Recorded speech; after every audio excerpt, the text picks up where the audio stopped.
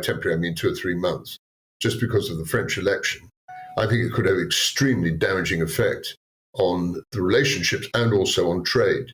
And I am very concerned. I mean, we've got Felixstowe and the rest of it, but I must say, since Brexit, we've had since 2016, everybody's just saying, oh, they're just, they're bluffing the French. Are they? I'm not so sure about that. And we haven't made the kind of contingency plans that I would have said, which don't become idle threats. Is you saying, okay, you don't want to play ball with us in Dover or Folkestone or wherever it is, that's okay, we're going elsewhere. But we've made no contingency plan. Those contingency plans would have been very expensive, but we should keep our options open. President Biden's been talking to Emmanuel Macron, says that America has no closer ally than France. And then you've got this steel import deal, the Americans with the EU, and British steelmakers saying, hang on, that's left us way behind. We've been behind for years, and I wouldn't take that as more than a headline. I mean, don't think I'm making small the importance of the steel industry. I mean, you only have to go to places like Scunthorpe and Porthcawl and other places in Wales and up to Dumbarton in Scotland. It's incredibly important. I mean, if the plug was pulled on Scunthorpe, I mean, I shudder to think which would happen to the poor people there if you've ever been there. It is a steel town.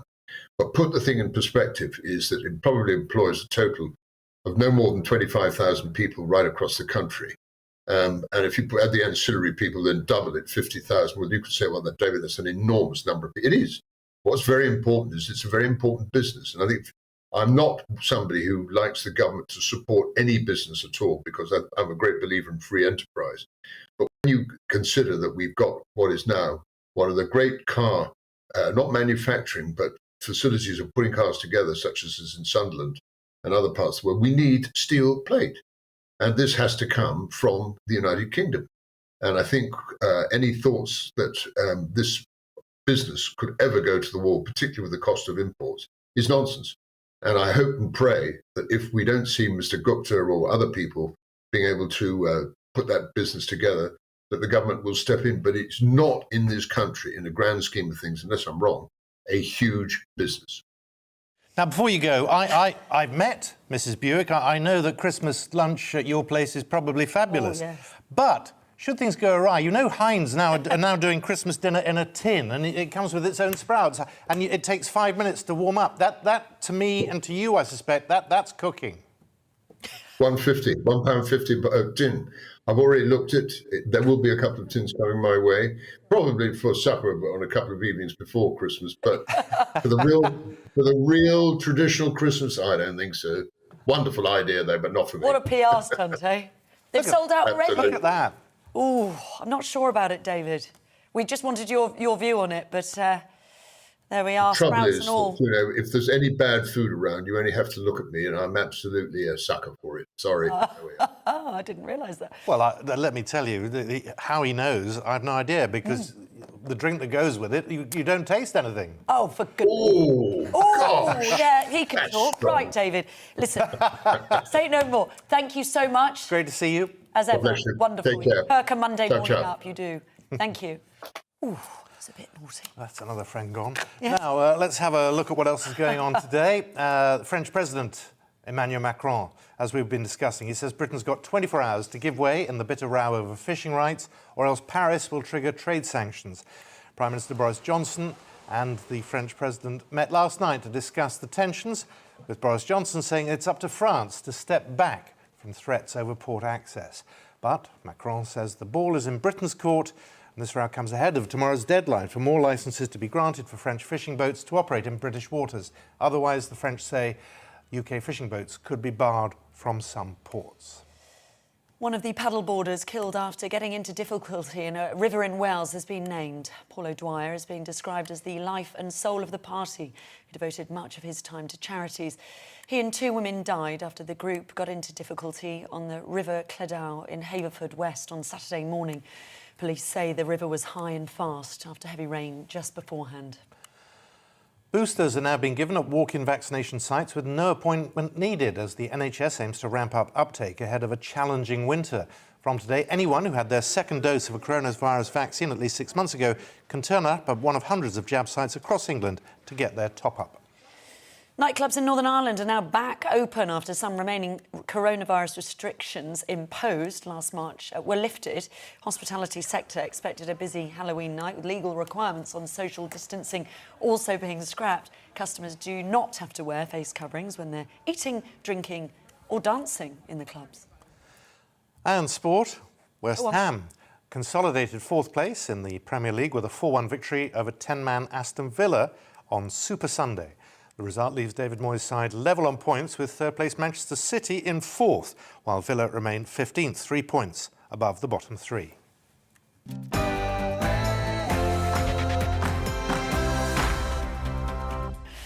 Now, schools across the UK will collect and recycle football boots today as part of football's biggest ever environmental campaign. Football Rebooted, it's called. Now, the campaign, launched by Utilita Energy with the support of former England goalkeeper David James, aims to rehome 1 million football boots while saving them from landfill and also helping reduce carbon emissions. Well, we're joined now by Bill Bullen, CEO of Utilita, and the former England goalkeeper David James. Thank you both very much for joining us this morning. David, I'll come to you in just a moment. Bill, first of all, talk us through how this campaign got started. Was it your idea? Yeah, it was a company's idea. I've got quite a creative team here at Utilita. Obviously, we're really keen to not only help with affordability for low-income households, but also have a positive impact on the environment. And, everything we do ends up with some emissions. So reusing clothing generally, but football boots as well, does help to reduce carbon emissions. No, it sounds brilliant. David, good morning to you. Hi. I know that I've got many pairs of boots around the house with two boys. They grow out of them so fast. It's a brilliant idea, isn't it? Yeah, good morning, everybody. Fantastic. As Bill rightly said, the creative team really has pulled out a great one here. Like you just said there, so many pairs of boots. We reckon there's about 1 million pairs of boots which are usable, which are being unused, either in the cupboard, in the back of someone's car. I think everybody knows where they are. Well, basically, there are families out there that are challenged and can't afford to get new boots for kids who are growing up. As you also know, kids grow up so quickly, the feet get bigger. And these boots could just be used with the Rebooted campaign to get those kids out there, get them active. All the benefits, mental health, physical health, social well-being, could all be tackled in one simple way by donating the boots and getting them reused. Bill, we've got support already from Premier League, EFL clubs, Portsmouth, Southampton, Derby, Leeds. You're hoping this is going to spread? Yeah, absolutely. I think it's a great message, and I think, as David just said, this is goes a lot wider than just the environmental benefits. There's also the health benefits, and I think we started this campaign a while back when we were in just coming out of lockdown, and at that time a lot of sports clubs were actually really suffering. So this was just part and parcel of re-establishing grassroots football, really. Mm. And David, you went back to your school, didn't you? Is that where the launch happened? It must have been quite nice to go back and do something really positive, especially as we see the launch of the COP26 climate conference today for 2 weeks in Glasgow. It's an important thing to talk about. Yeah, absolutely. It was quite scary, actually, going back for the first time in, I think, 35 years. But, I think the important thing here is I remember going back at school. I was having to recycle stuff myself back then, so there was a nice bit of synergy with regards to that. And also, as I say, the fact that getting school kids to bring in the boots, you're not actually adding anything to emissions for travel, simply because the parents will be coming into school anyway. With the donation boxes there, they can be recycled into the local ecosystem, again, reducing the number of emissions used in transporting the boots, and more importantly, it's kind of anonymity around handing these boots to people who want them, so they're not losing any face, which I think is one of the key things in the focus groups that we were talking to before we did the launch. So yeah, and with COP26, there's so much stuff that we can do as individuals. And I have to say, I'm wearing a jumper now because I haven't got the heating on. So little things that everyone can do can make a massive change to the impact we have on the environment. Was that a Christmas present last year, David? This was actually a gift from my teammate Herman Ariderson when I was in Iceland. So the point being is that I'm not going to go and buy a new jumper. I'm going to use my old stuff, like the boots, rather than going out and buying a brand new pair of boots. You know, there are usable boots out there, and everyone can benefit without having to spend more and waste more. I knew he'd say something. You know, there's no way he wasn't going to say As jumpers go, David, that so far is the Christmas winner. It is. So, Bill, people like me we have, seriously, so many football... I never chuck them out because I have sent some abroad before. A friend was doing a campaign sending boots to St Lucia, actually. There have been these sort of initiatives before, but this is a big one. What can we do to help, and how can we go about this? Okay, so the key thing is obviously those people with boots to be able to donate them. Obviously, you can go onto our website, utilita.co.uk, to find out what to do. And yeah, I mean that's the key thing. It's really easy for you to donate your boots, and really easy for people that need them to collect them, as David said, anonymously. So, Bill. The boss of an energy company, how are you sleeping at the moment? Very well, actually. I think. Are things getting better? Sorry, I missed that. Are things getting better? Are we through the worst, do you think?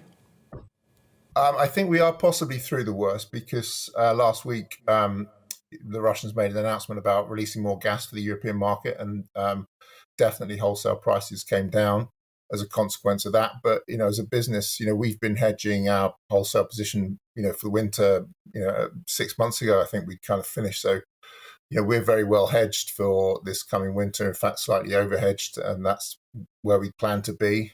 So, we've always run Utilita on a sustainable basis, not just in terms of the environment, but also financially. And I think, what we've seen so far in the market is, a lot of companies that, maybe were too aggressive in pricing, maybe took too much risk in the wholesale market, have fallen by the wayside. But, I think there'll be plenty of companies that are going to get through this period.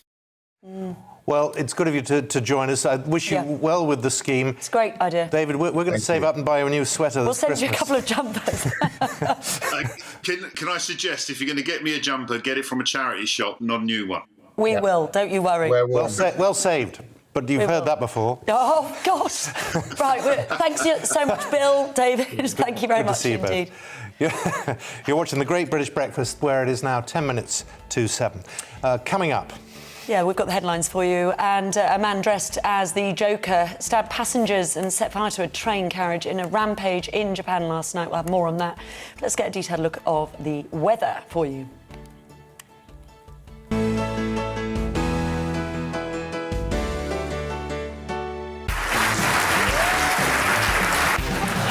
My name is Andrew Doyle.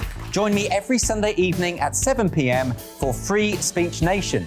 This is a show where we address current affairs and news stories of the week with the help of two wonderful comedian panellists. I brought in comics because I want to give it a lighter edge, and also they work for less. See you there.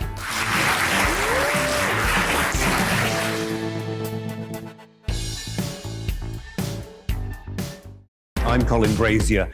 I've reported from more than 70 countries around the world, covered wars from Afghanistan to Iraq, from Lebanon to the Balkans. I'm trying to bring that experience, that feel for events, to the studio. And something else. I'm ready to give an opinion. Today's stories with a spark. Brazier from 8 p.m. weekdays on GB News. Join us for Political Correction.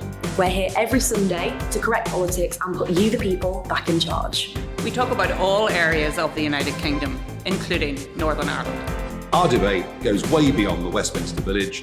It's about the real country. It's about your opinion. So please, we want you to tell us what you think. This is Political Correction. Every Sunday morning from 10 a.m. here on GB News.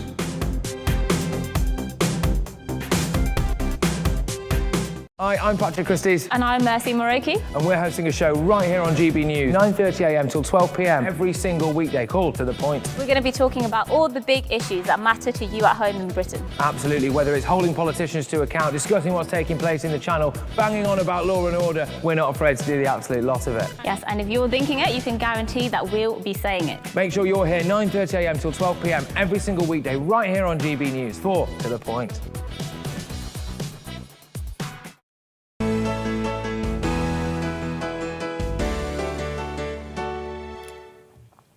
Welcome back. You're watching The Great British Breakfast, coming up to 5 minutes to 7. A man dressed in Batman's Joker costume has been arrested for attempted murder after a knife and fire attack on a train in Tokyo.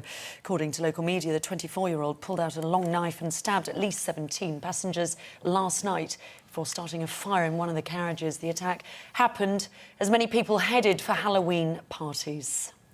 Will Geddes is a security expert. He joins us now. Will, just looking at what happened, I mean, what on earth can you do? There seems to be little preparation or anything you can do to prepare for something like this. No, you're absolutely right, Simon. These kind of incidents, unfortunately, are very, very nasty, particularly when you're in a kind of trapped environment like a train.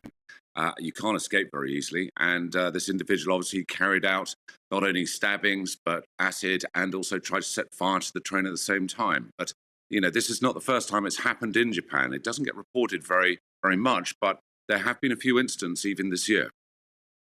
Well, good morning to you. I mean, you know, we do sadly see, especially around Halloween, when people are dressing up and all the rest of it, we do see these attacks happen. But is this, you know, are we going to see more of these sort of terror attacks? Well, yeah, I mean, we've seen, Kirsty, 2 attacks this year already. We saw one in August, which was an acid attack. There was another one, again, these were on trains. Another one in October, which was stabbings. Thankfully, in Japan, crime is still very, very, very low. Certainly gun crime is almost zero. However, at the same time, these kinds of attacks could be copycats. And certainly what the police will want to determine today is, from the suspect of yesterday's attack or the weekend's attack, will want to determine whether this was a copycat attack. And that is something that obviously law enforcement is always worried about. Trouble is, Will, this word terror gets used for all sorts of things. I mean, this is a guy dressed up in a Joker costume, probably has some issues. The word terror doesn't... I mean, I know the nature of terror is to create the very atmosphere he did on that train, but we've got to be careful in the use of language on this, haven't we? Yeah, no, I agree, Simon. I think we've got, you know, terror has got a very diluted meaning these days in terms of it can mean anything from extremism, terrorism, to all sorts. I mean, the last time that Japan had a significant terrorist threat was back in 1995 with I Am Shirinko, which was a cult who released sarin gas, if you remember, into the Tokyo subway system. Now, they didn't kill that many people, but they certainly injured 6,000 people. And thankfully, since that time, there haven't been any copycats of that. But that definitely was a terror attack. It was perpetrated by a cult. But this individual, obviously, on the weekend was, as you say, someone who evidently has some issues, but fundamentally was not what I would put into the category of terror. And obviously, I mean, this could have been far worse, couldn't it? I mean, it really, really could have been. How did they handle it out there, and what did they do? Well, you know, Kirsty, they threw everything they had at it. As you may have seen, and I know you guys were broadcasting yesterday, some footage of people obviously running through the carriages. This individual was actually in the 8th carriage. It was a 10-carriage subway train. He was in the 8th carriage from the driver. And one of the things I always advise people on personal protection and personal safety is always be at the nearest point to your best point of help. And that would be obviously by the driver. So thankfully, there were routes of escape for people. But for that short period of time, whilst the train was obviously between stations, that would have been pretty terrifying for people. But inevitably, people were running away from this individual as soon as they realized what was going on, because a lot of people thought it was a Halloween prank. He was dressed as the Joker. There was quite a bit of blood, and a lot of people thought that was joke blood. But a lot of people, thankfully, most people were able to get away. God forbid it should happen on other underground systems, but I'm guessing certainly in London, Paris, other underground systems, there are always police around, aren't there, even if you don't necessarily see them?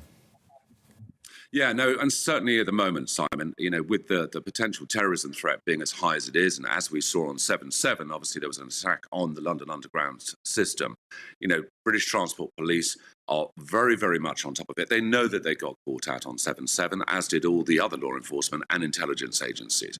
So they are really at their very highest vigilance. But it's always important for passengers to know and recognise where their points of help are.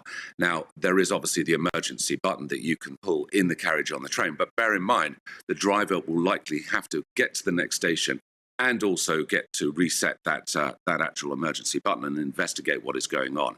So obviously exercise a little caution, be aware of where your points of help are, but bear in mind that obviously the police and also London Underground are very, very vigilant to the fact that there are risks, there are threats that people could face in their daily journeys. Absolutely, Will. Will, always good to see you. Thanks Will so Geddes, much. thank you very much. Now, the Scottish Government's pledged to crack down on fox hunting with new measures that aim to limit the amount of fox hunts. Hunters who wish to use 2 or more dogs must now prove they've exhausted other means of pest control, and their hunt serves a government-approved purpose, such as the protecting of livestock. However, the Scottish Countryside Alliance oppose the law changes, calling them unnecessary. Now, you're watching the Great British Breakfast, and over the weeks we've been giving you updates on many of the shortages expected during the festive period. Last week, the traditional turkey was added to that list. But now, soup manufacturers Heinz can provide some relief to worried families as they launch their Christmas dinner soup. The £1.50 soup contains big chunks, and I'm quoting here, big chunks of turkey, as well as Brussels sprouts, stuffing, roasties, pigs in blankets, all in gravy and cranberry sauce. Oh. But there may be a shortage of these too, as they're only going to be making 500 cans. Now, that is a PR brilliant scheme. There you are. We're only releasing 500 of these, and everybody's going, oh, that looks good. I know. They'll be sold out. Do you actually fancy that? There are some Christmas days where that would have been welcome, yeah, I'm sure. Oh, what you say? No. If you're working this Christmas day, I'll send you one. OK, yeah. But 500... And are they going to make any more, do we know? No, they're going to see how they do this year. Oh, are they? Yeah, of course. For next year? For next year. Oh, right, OK. So someone who's smart is buying 100 of them now and doing rather well. Doing very well indeed. Right, we'll be back in a couple of seconds with all the day's headlines for you.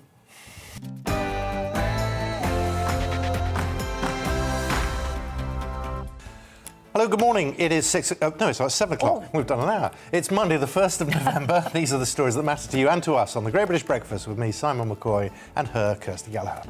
Several people are hurt after 2 trains collided in what's been designated a major incident near Salisbury Station. Our GBNews reporter Paul Hawkins is live from the scene all morning. He'll have the very latest. Prime Minister Boris Johnson will warn COP26 can't be a cop-out as he seeks to stir world leaders into dramatic action ahead of the start of the climate summit. Also, President Macron issues an ultimatum to Britain: give way in the bitter row over fishing rights or else face sanctions. But are our fishermen caught up in a political row over Brexit? We're going to bring you the latest on the war of words. And a man dressed as Batman's Joker injures at least 17 people in an attack on a train in Japan. Plus, as we were discussing a solution to our festive feast fears, Heinz launches Christmas dinner in a tin, yes, after warnings of a possible turkey shortage this year, and it comes with Brussels sprouts, yeah.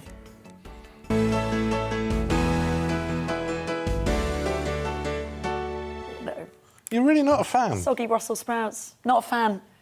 Not a fan of this idea, no. OK. Well, they'll be very upset. Oh, they will be very upset. Now, devastated. Let's bring you a look at today's front pages. This is what you're waking to in the papers. In the Telegraph, EU chief accuses UK of seeking Brexit clash. The paper reports Brussels has warned Britain not to embark on a path to confrontation over Northern Ireland disagreements and the post-Brexit fishing row with France. Dozens of rail passengers have had a miraculous escape after 2 passenger trains collided in a tunnel, writes the Metro this morning. If Glasgow fails, the whole thing fails, is what's leading in the newspaper. Leaders of the world's richest countries being accused of making hollow pledges about climate change. Boris Johnson's expected to announce in his speech today that it's touch and go as to whether progress can be made to keep global temperatures below a 1.5 degrees Celsius rise. The United Nations has said the last 7 years were the hottest on the record, with sea levels rising to a new high, the Daily Mirror reports. And looking at The Guardian this morning, it leads with COP26 and the doomsday headline, "We are 1 minute to midnight and climate talks are at a serious risk of failure," according to the Prime Minister. In an exclusive in The Sun, completely different story. Cowell quits telly role because he wants to spend more time with his family. After 2 decades, the 62-year-old is scaling down his on-screen presence. It comes before his new reality musical game show Walk the Line launches. Gary Barlow will replace him. Bang goes bonfire night, says the Daily Star. It says an Arctic plume could potentially make bonfire night a washout. There could be snow. Right, now many Greater and Southern Western Railway services are cancelled this morning after 2 trains collided near Salisbury Station last night. Our reporter Paul Hawkins is there for us. Paul, good morning to you. What is the very latest on this? Yeah, the latest that an investigation currently ongoing into exactly what happened here late last night. It was around about just before 7 o'clock actually that Network Rail said the rear carriage of the 508 Great Western Railway service from Portsmouth Harbour to Bristol Temple Meads, it derailed after striking an object on its approach just behind me as it comes around the bend through the tunnel as it approaches Salisbury Station. It hit an object on the track. We don't know what that object was, nor do we know how it got there. It then derailed as it came through the tunnel, and then a train travelling from London Waterloo to Honiton in Devon then struck that train that was on its side, and that's kind of the back end of the Southwest train that you can see behind me that was travelling from London. So an investigation currently underway. 100 people evacuated from both trains, of which 17 were taken to hospital. Witnesses said that many were walking wounded. The driver of one of those trains was trapped in the carriage. He's also in hospital at the moment. There's currently no update on his situation, but miraculously no fatalities and no one seriously injured in this major train crash. With huge ramifications, presumably, for travellers this morning. Massive implications for train travel this morning. Effectively, the line is closed, and with an incident of this scale, it's going to take some time for the investigators to work out what happened and to do their checks. We've just seen a couple of guys from Network Rail in their orange high-vis jackets and trousers walking along the tracks, pointing at the rails, trying to work out exactly what the chain of events were leading up to the crash. But certainly, huge knock-on implications for rail travel, not just into London, but also out to the west of England, out to Bristol as well, because this is a major railway junction here that serves the west and the south and London, connecting all 3 areas. And as you said, serious, a major incident here. One train driver was actually trapped in his cabin, has been freed, of course. Do we know how he's doing, Paul? No, we don't yet. No, we do not think that anyone who was involved in the crash, that any of their injuries are serious, but we are waiting for an update from the hospital as to what his condition will be. Obviously, being at the front of the train, one would have thought he would have sustained the most serious of injuries compared to the rest of the passengers on the train. But we know that none of the injuries are life-threatening. We don't know the severity of any injuries that were sustained, and we're waiting for an update on his situation and the other 16 passengers that were taken to hospital. Hopefully, we'll get that later today. Paul, we'll be back to you later on with any developments on that. Thank you very much. There's Paul Hawkins there in Salisbury. Let's have a look at what else is going on today. And French President Emmanuel Macron says Britain has 24 hours to give way in the bitter row over fishing rights, or else Paris will trigger trade sanctions. Prime Minister Boris Johnson and Macron met last night to discuss the tensions, with Johnson saying it's up to France to step back threats over port access. But Macron says the ball is in Britain's court. And the row comes ahead of tomorrow's deadline for more licences to be granted for French fishing boats to operate in British waters. Otherwise, French officials have warned UK fishing boats could be barred from some ports. One of the paddleboarders killed after getting into difficulty in a river in Wales has been named. Paul O'Dwyer is described as the life and soul of the party, who devoted much of his time to charity. He and 2 women died, and another woman is critically ill after the group got into difficulty on the River Clydach in Haverfordwest on Saturday morning. Police say the river was high and fast after heavy rain just beforehand. Boosters are now being given at walk-in vaccination sites with no appointment needed as the NHS aims to ramp up uptake ahead of a challenging winter. From today, anyone who had their second dose of a coronavirus vaccine at least 6 months ago can turn up at one of hundreds of jab sites across England to get their top-up. Nightclubs in Northern Ireland are now back open after some remaining coronavirus restrictions imposed last March have been lifted. The hospitality sector expected a busy Halloween night, with legal requirements on social distancing also being scrapped. Customers do not have to wear face coverings when they are eating, drinking or dancing in clubs. Halloween it was last night. You've still got the mask on. I directed. West Ham consolidated fourth place. I'm not a West Ham fan. I don't know why I'm doing that. Never mind. In the Premier League. I know what it is. In the 4-1 victory of 10-man Aston Villa on Super Sunday, the result leaves David Moyes level on points with third place Manchester City in fourth, while Villa remain 15, 3 points above the bottom three. Weather. Today, another blustery, showery day for many of us. Heavy showers and strong gusts will affect northern and western areas. Eastern areas will see more sunny spells. It's going to be a windy day and it'll feel cool.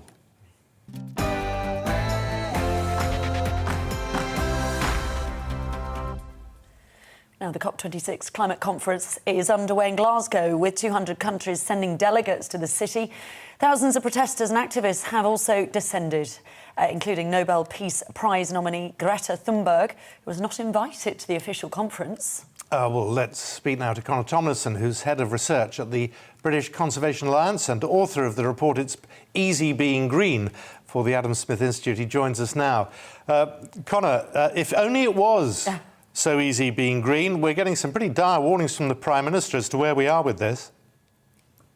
Yeah, I would say the main issue with the speeches going forward, particularly for Prince Charles and Boris Johnson, are that they're using a lot of colourful imagery. As the Queen said, it seems to be a lot of talk but not much action. And when the actions are proposed, the sort of nonsense that Extinction Rebellion or Greta Thunberg puts out, which is big government spending, chasing away a lot of business opportunities in the country that are really going to, quote, level up opportunities for working people in Britain and around the world. And instead, they're looking to throw billions into foreign aid for countries who can't quite adopt the technological advancements that we seem to want to adopt and aren't currently fit for purpose. So it's pretty disturbing that it is easy being green if you leave it to the market, but governments want to spend a lot on their proposed inefficient solutions.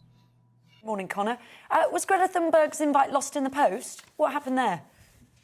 I thought at one point she said she wasn't going to be going because of the carbon emissions involved in it. Now, that didn't stop her from sailing around the world and having to fly there and back and then, hopping on the train all around Germany and whatnot. I thought she was going to join Extinction Rebellion and doing their religious pilgrimage and walking from Spain to Britain or whatever. I think they probably need a good podiatrist by the end of that. But I don't know, if I run into her there, I'll ask her myself. Conor, I mean, I appreciate a bit of humour. It has its place on a Monday morning, but the whole point of this is, and the vast majority of people in all the polls are now appreciating that we are in serious danger, that we are putting the lives of future generations at risk. Is there a sense that this is the moment where, frankly, we either do something or we lose this battle? Well, the IPCC report isn't quite as apocalyptic as a lot of the activists would claim. It seems the extreme weather projections, for example, they've said they're going to be the norm. We've accepted that, but if you look at the last couple of 100 years, the deaths from natural disasters has massively declined because of things like flood prevention technology, which are great innovations from the Dutch that they've exported to Bangladesh and saved a lot of lives there. So I think we can really overcome a lot of these challenges, again, if we just technologically innovate and we have the right sort of investment in the right places and right times. I think the main concern is the use of this as a sort of Trojan horse for majorly reshaping economies to be less market focused and a lot more government controlled. As we saw under coronavirus, now we're seeing the sort of same approach being taken, especially with Biden trying to pass $3.5 trillion and packaging a lot of social stuff onto the end of that, which will never pass through Congress, by the way, thank God. But to say that we've got to act now, otherwise the entire world will implode. I think a lot of us are sort of conservationists at heart. We like our local parks, we want clean air and water, but we don't think that someone's going to descend from the sky to devour us. And we'd actually quite like these things costed so that they aren't a massive taxpayer expense, and also implode the economic competitiveness of the West at the same time that China and Russia aren't taking up these measures. We've seen the likes of Insulate Britain, by the way, backed by Greta Thunberg. She's been quite vocal about that. Very active over the last couple of months, to many's dismay. I mean, we've got one of the biggest security operations ever mounted in Britain up there in Glasgow. Are you expecting a lot of protesters to descend and be active over this 2 weeks? I would be surprised if there's a lot of disruption, particularly because if you look at the leaders of Insulate Britain, a guy named Roger Hallam, who's been on your network before, these sorts of people are egotists who are happy to jump at any opportunity to be on the media. And I think the danger of it is anyone who's listening to these sort of extremist tactics validates the sort of eco-terrorism you're going to see. And Greta Thunberg turning around and saying, oh, we need to get angry and it's okay if nobody gets hurt. Well, somebody did get hurt. Somebody was permanently paralysed. There was also a 4-car collision. And simply placing the saying, oh, it's fine because nobody was that injured. Well, if these tactics can cause that level of risk to injury, I think it's designated it's not a peaceful protest. It is coercive action for the citizenry to hold the government to account, to try and pay billions for your harebrained schemes. I'm pretty damning about how many people will be up there, but hopefully they aren't listened to. The difficulty with this, Conor, and I get where you're coming from, a lot of viewers express similar views.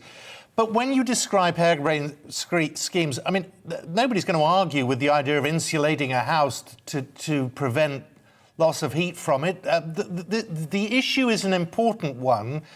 Aren't you belittling it a little too much with phrases like that? Well, no, because not every house has cavity wall insulation, for example, so anything built before the 30s can't really have this sort of stuff. As well, if you try and spray all your loft with a load of foam, a lot of places are going to get wood rot. So trying to unilaterally apply insulation in a lot of places won't work for a lot of homes. Also, the idea that millions of people are dying from fuel poverty, the problem is the fuel prices, not necessarily the insulation in that particular regard. And that's caused by the major gas supply lines that we've seen with the gas prices hiking up. And that's a problem with the international community essentially tanking their own energy sectors for ideological means. Germany scrapped all of their really safe, brilliantly working nuclear plants after Fukushima, and they went back to burning coal. And then Biden scrapped the Keystone XL pipeline. So America was a net oil exporter. Now they're buying from Russia, and that sent all the gas prices up, and then also caused a CO2 shortage for the domestic supply chains because all the fertilizer companies decided, hey, we're not going to produce anything because the gas is too high. So it's all of these issues are majorly a problem from big government policy, and to say, oh, we want the government to expand even bigger and spend even more on our particular policies that we're going to advance, otherwise we're going to sit in the road. Well, if you're going to make the government expand even more to make all these policies, you're going to internalise all the risk and all of the errors that are going to result from these policies on the hard-working British taxpayer. It's not easy being green, is it? It should be if you left it to the market and the government just got the hell out of the way, and we'd be able to innovate. But we could take all these arbitrary, like the 2035 petrol car ban. The electric cars aren't going to catch up by then. That China still makes 80% of the batteries. We just lost our massive lithium deposits in Afghanistan, thanks, by the way, Biden. So if the government got out of the way with all these arbitrary targets, it might be that. Interesting take. Well, we'll talk again a little later once we've heard from them. But for now, Conor, thanks very much. Good to talk to you. Conor Thomason there. OK, let's stay with COP26. Delegates from all over the world have made it to Glasgow then, although world leaders, politicians and climate campaigners will be leading the conversation. Lots being done in local communities as well across the UK to prepare for a greener future. In Swansea, plans for a tidal lagoon are underway. Our Wales reporter Lily Hewitson has more on this for us. After months of build-up, the COP26 conference is finally here. Well, it's happening in Glasgow, but although the conversations and the excitement is all in Scotland, there's plenty going on across the rest of the UK to ensure we are future-proofing our planet. Beginning in 2023, it will take 12 years to develop the Blue Eden scheme in SA1, so long as it gets consent from the Welsh Government. The project will be made up of a floating solar energy farm, a battery factory, a data centre, an oceanic and climate research centre, as well as 5,000 eco-homes and 150 floating homes, all powered by renewable energy. I've come to Swansea to meet Tony. He's the co-founder of the company behind the £1.7 billion tidal lagoon project, which could be coming to the city very soon. The public purse is stretched, and especially with COVID and other things as well. So it's very important to us, and I think the future of green energy generation and projects of this type, that really is led by industry. It's to be led by the private sector, and of course we want our good friends in the government, Welsh Government in particular in this particular case, to be part of it. And huge thanks to Swansea City Council and the city region that have fabulous work in this area with us. ABP, of course, this dovetails perfectly into the port company's vision, which they released quite recently. However, this isn't a first for Swansea. Similar projects have been rejected twice before, but it's hoped this time around will be third time lucky. Overall, we think this will be successful because it ticks all of the boxes. Whereas I think maybe the prior projects needed a little bit more work to get to the investable point. But, you know, of course, a great inspiration for us for our project. All of the countries involved in the COP26 conference will bring their plans and ambitions to the table, which must align with the global target of reaching net zero by 2050. But as we found out today, there's plenty going on in our local communities and cities to ensure we're preparing for that greener future. That was Lily Hewitson reporting there now. Coming up, Halloween brought some scary weather to some parts of England last night. We're going to take a look at the detail of this with Kirsty Gallagher. Here we are. Cue Kirsty. Yes, looking ahead to today's weather then, and the UK is looking, well, very unsettled to start the week with low pressure in the driving seat. Let's have a look at the details then. Plenty of showers heading into southwest England at lunchtime today. Some of these could be heavy with the risk of hail and thunder. Still windy for many areas. Coming eastwards, the showers will become much more isolated with lots of blue skies and sunshine on offer, despite that blustery southwesterly wind. Showers likely in South Wales, again with some blustery and heavy downpours. Winds should have eased a little compared to earlier on. Not that much sunshine on offer at lunchtime across the West Midlands as we head there. Indeed, we'll likely see some further rain, especially north of Birmingham. We'll still have that strong west-southwest wind to deal with. Some rain affecting much of Yorkshire at lunchtime, but hopefully a drier and brighter picture across northeast England. However, it won't be feeling overly warm, especially in that strong, gusty, westerly wind. Much of central and eastern Scotland should be dry Monday lunchtime. As we head up to Edinburgh, perhaps a few glimmers of sunshine. Temperatures still in single figures for most, feeling quite cold. More persistent rain affecting northern Scotland. A brighter picture, but showery for Northern Ireland. Still very windy, but a notch down on this morning's gales. Temperatures around 10 Celsius. It'll remain showery for many areas this afternoon and evening, with gales becoming confined to north and eastern Scotland. That's how the weather's shaping up for the rest of the day.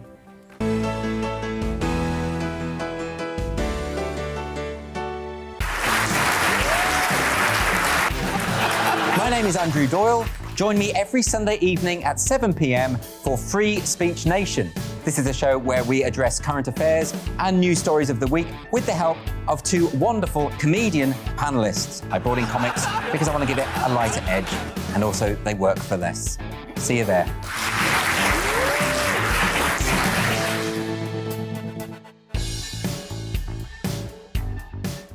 I'm Colin Brazier. I've reported from more than 70 countries around the world, covered wars from Afghanistan to Iraq, from Lebanon to the Balkans. I'm trying to bring that experience, that feel for events, to the studio. And something else. I'm ready to give an opinion. Today's stories with a spark. Brazier from 8 p.m. weekdays on GB News. Join us for Political Correction. We're here every Sunday to correct politics and put you, the people, back in charge. We talk about all areas of the United Kingdom, including Northern Ireland. Our debate goes way beyond the Westminster Village. It's about the real country. It's about your opinion. So please, we want you to tell us what you think. This is Political Correction. Every Sunday morning from 10 a.m. here on GB News.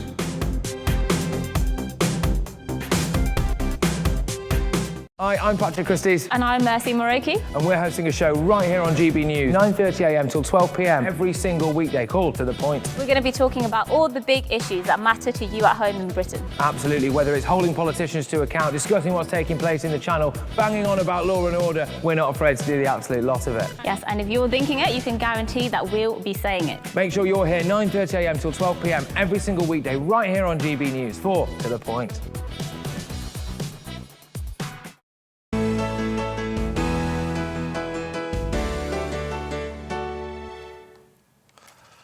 Right.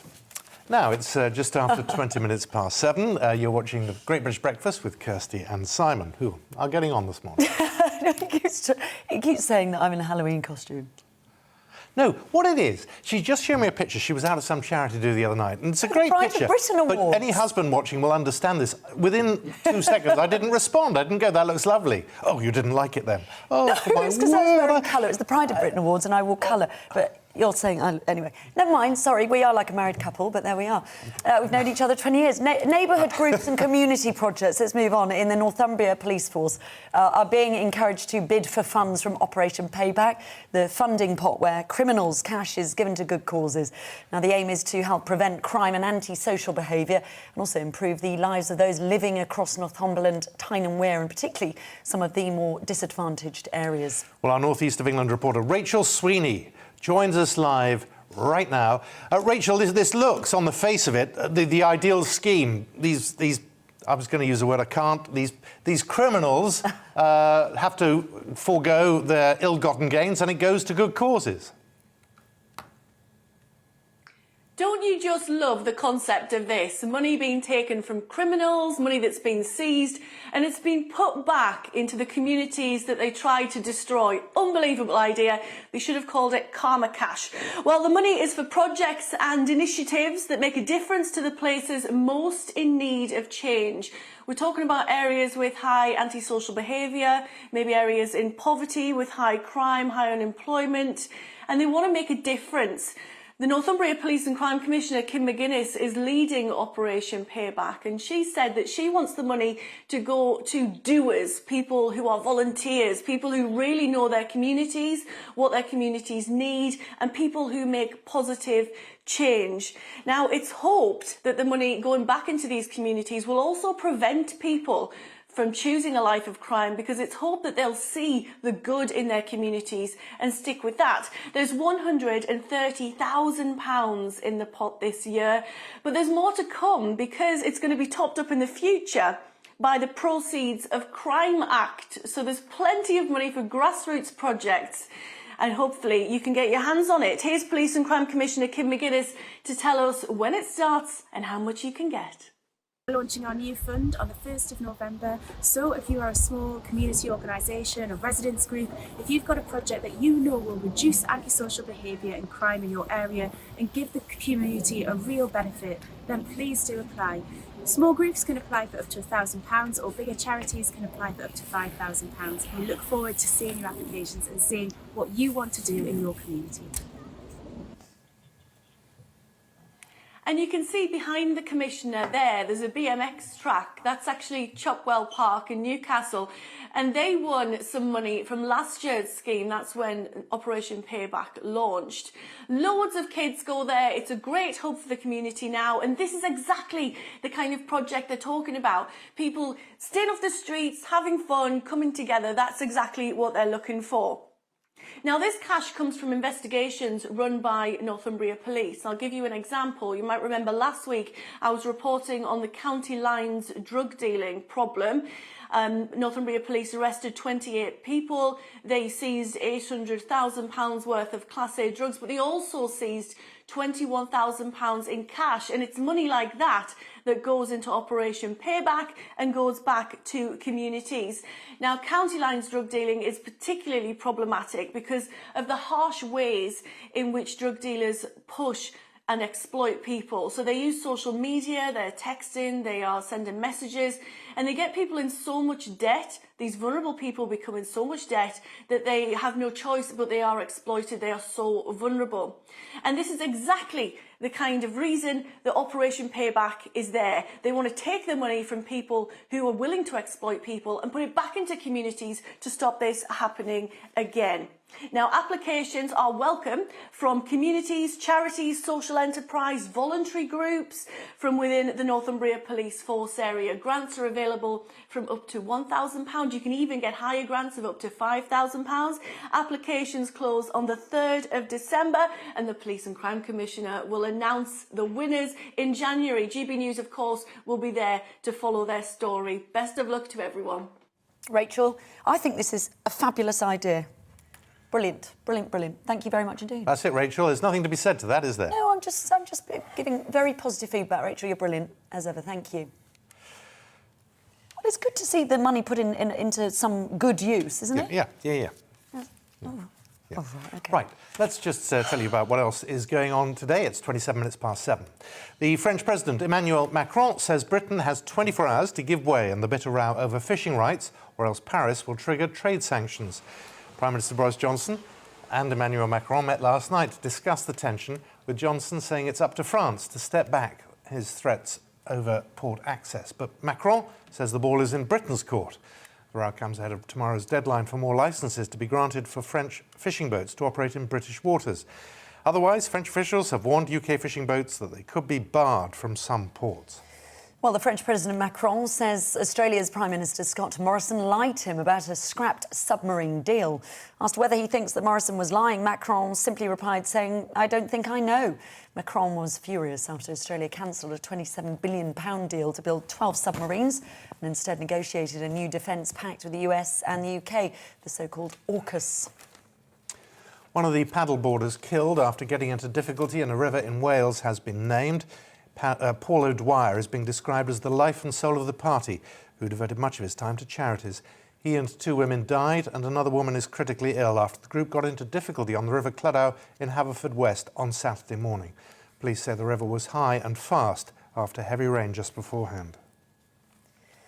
Boosters are now being given at walk-in vaccination sites with no appointment needed as the NHS aims to ramp up uptake ahead of a challenging winter. From today, anyone who had their second dose of a coronavirus vaccine at least 6 months ago can turn up at one of hundreds of jab sites across England to get their top-up. Nightclubs in Northern Ireland are now back open after some remaining coronavirus restrictions imposed last March were lifted. The hospitality sector expected a busy Halloween night, with legal requirements on social distancing also being scrapped. Customers do not have to wear face coverings when they're eating, drinking or dancing in clubs.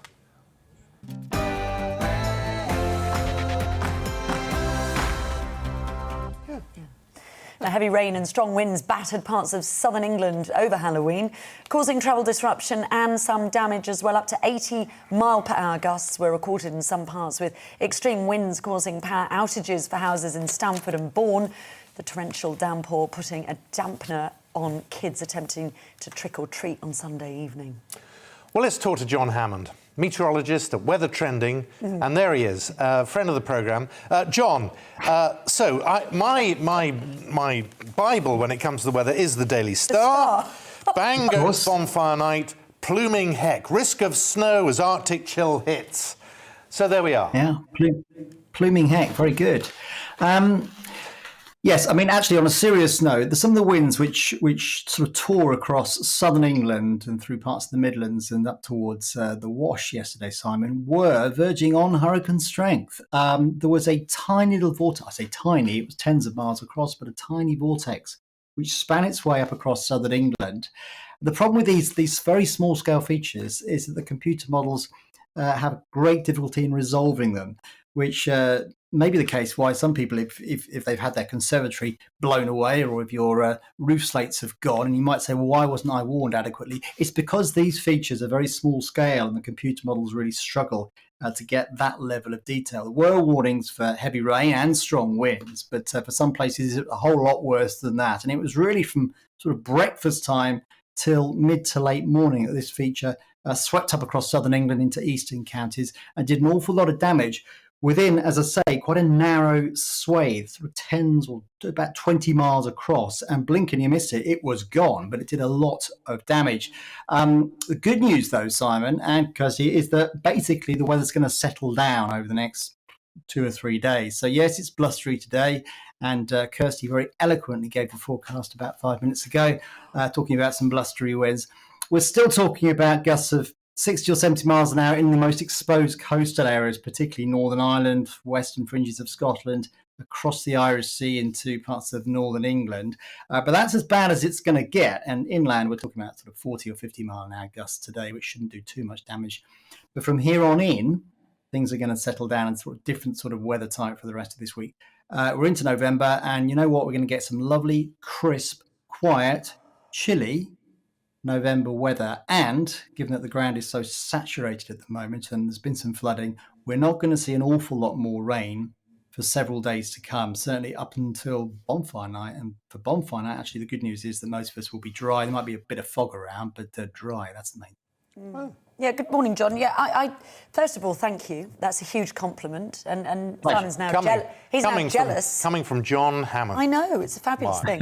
But yes, let's talk about bonfire night. So this weekend there'll be plenty of that. I mean, the stars saying snow, rain, Arctic plume, etc. But you're pretty confident that, say, Saturday night will be okay, or Friday. Yeah, so the stars covering all bases there, I see. Yes, I mean, I think there will be some snow up over the high ground of Scotland over the next couple of days, up over the mountains. Nothing unusual for early November. I think where most people live, you're not going to see a flake of snow. And actually, for many of us, there won't be anything coming out of the sky through Tuesday, Wednesday, Thursday, and probably Friday. Friday, we are going to start to see fronts coming in off the Atlantic, but they'll be weak. They'll mostly affect the far north of the UK. So for most of us, if you've got plans for bonfire night, the good news is that it should be dry. It will, though, be chilly. I think the thing that most of us are going to notice over the next few days, and particularly nights, is how chilly it'll feel. And we're talking about frosts overnight. Most of us haven't seen a frost yet so far this autumn. So I think locally, one or two places could get as low as -1, -2 degrees over the next few nights.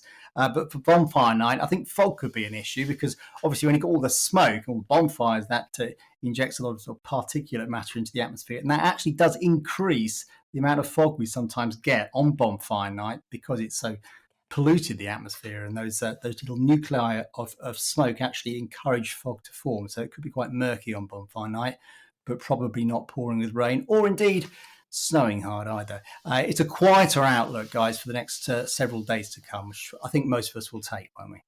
Great. We will indeed. Now, John, I know you've got multi-million-pound computers in your back room, but I've been looking at the bushes and there are lots of berries out, and that always means a really cold winter. Oh, here we go. So Christmas Day, John. Well, do you know what? I mean, there are some computers, you can turn the handle and you can get a forecast. I mean, I was looking actually just idly at a computer model run for Christmas Day yesterday, Simon, and it was showing bitterly cold winds and snow across the country. The trouble is when you run that model again the next day, it shows wet and windy weather. So, don't believe computer models at that range.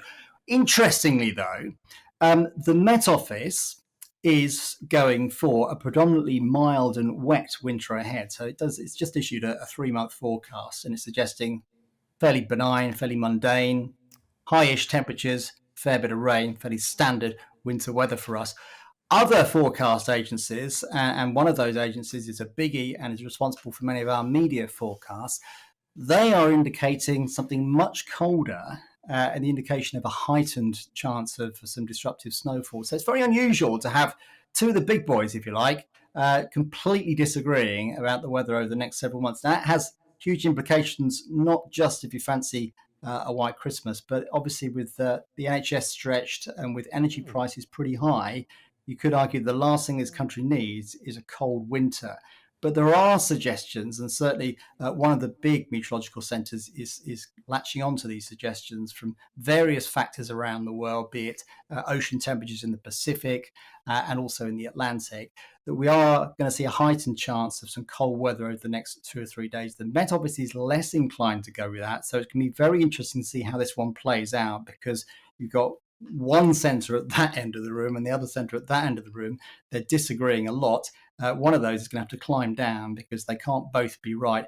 If you're asking me, I would suggest that the front end of winter is more likely to see most of the cold weather. So looking through November, December, possibly into January, what we call a front-loaded winter. And probably as we get into February, somewhat milder. But as you know, that long-range forecasting is an inexact science, so I'm not going to tie my colours to the mast just yet. No, it's a mug's game, frankly, John, isn't it? But as mugs go, yeah. John, sorry about that. You wrote the book, Simon. Indeed. Thank you very, very much indeed, as ever. We love having you on. Thank you, John. Thanks very much. Mate. Thank you, John. Nice to see you. Excellent. Right, coming up, Prince Charles is due to announce at COP26 that a warlike footing and a vast military campaign is needed to tackle the climate crisis. We'll look ahead of more of what he has to say after this.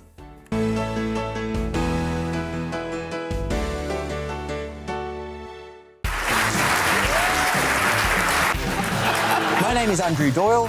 Join me every Sunday evening at 7 p.m. for Free Speech Nation. This is a show where we address current affairs and news stories of the week with the help of two wonderful comedian panellists. I brought in comics because I want to give it a lighter edge, and also they work for less. See you there.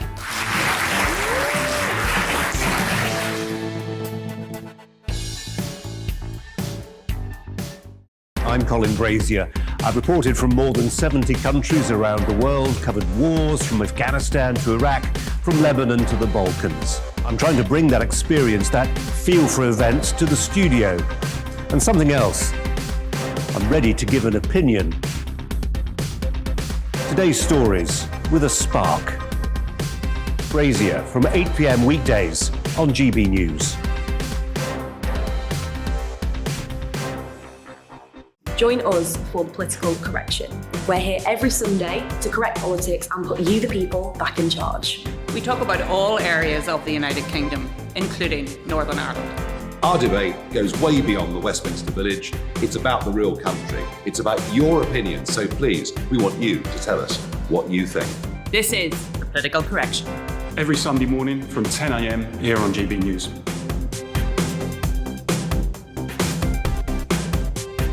Hi, I'm Patrick Christie's. And I'm Mercy Moroki. And we're hosting a show right here on GB News, 9:30am till 12pm, every single weekday. Call to the point. We're going to be talking about all the big issues that matter to you at home in Britain. Absolutely, whether it's holding politicians to account, discussing what's taking place in the Channel, banging on about law and order, we're not afraid to do the absolute lot of it. Yes, and if you're thinking it, you can guarantee that we'll be saying it. Make sure you're here 9:30am till 12pm, every single weekday, right here on GB News, for To the Point.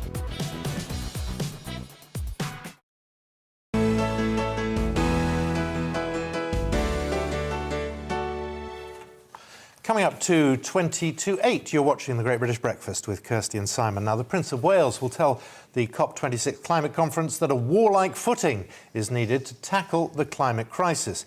He describes COP26 as a last-chance saloon that requires a vast military-style campaign with trillions at its disposal to turn climate change promises into action.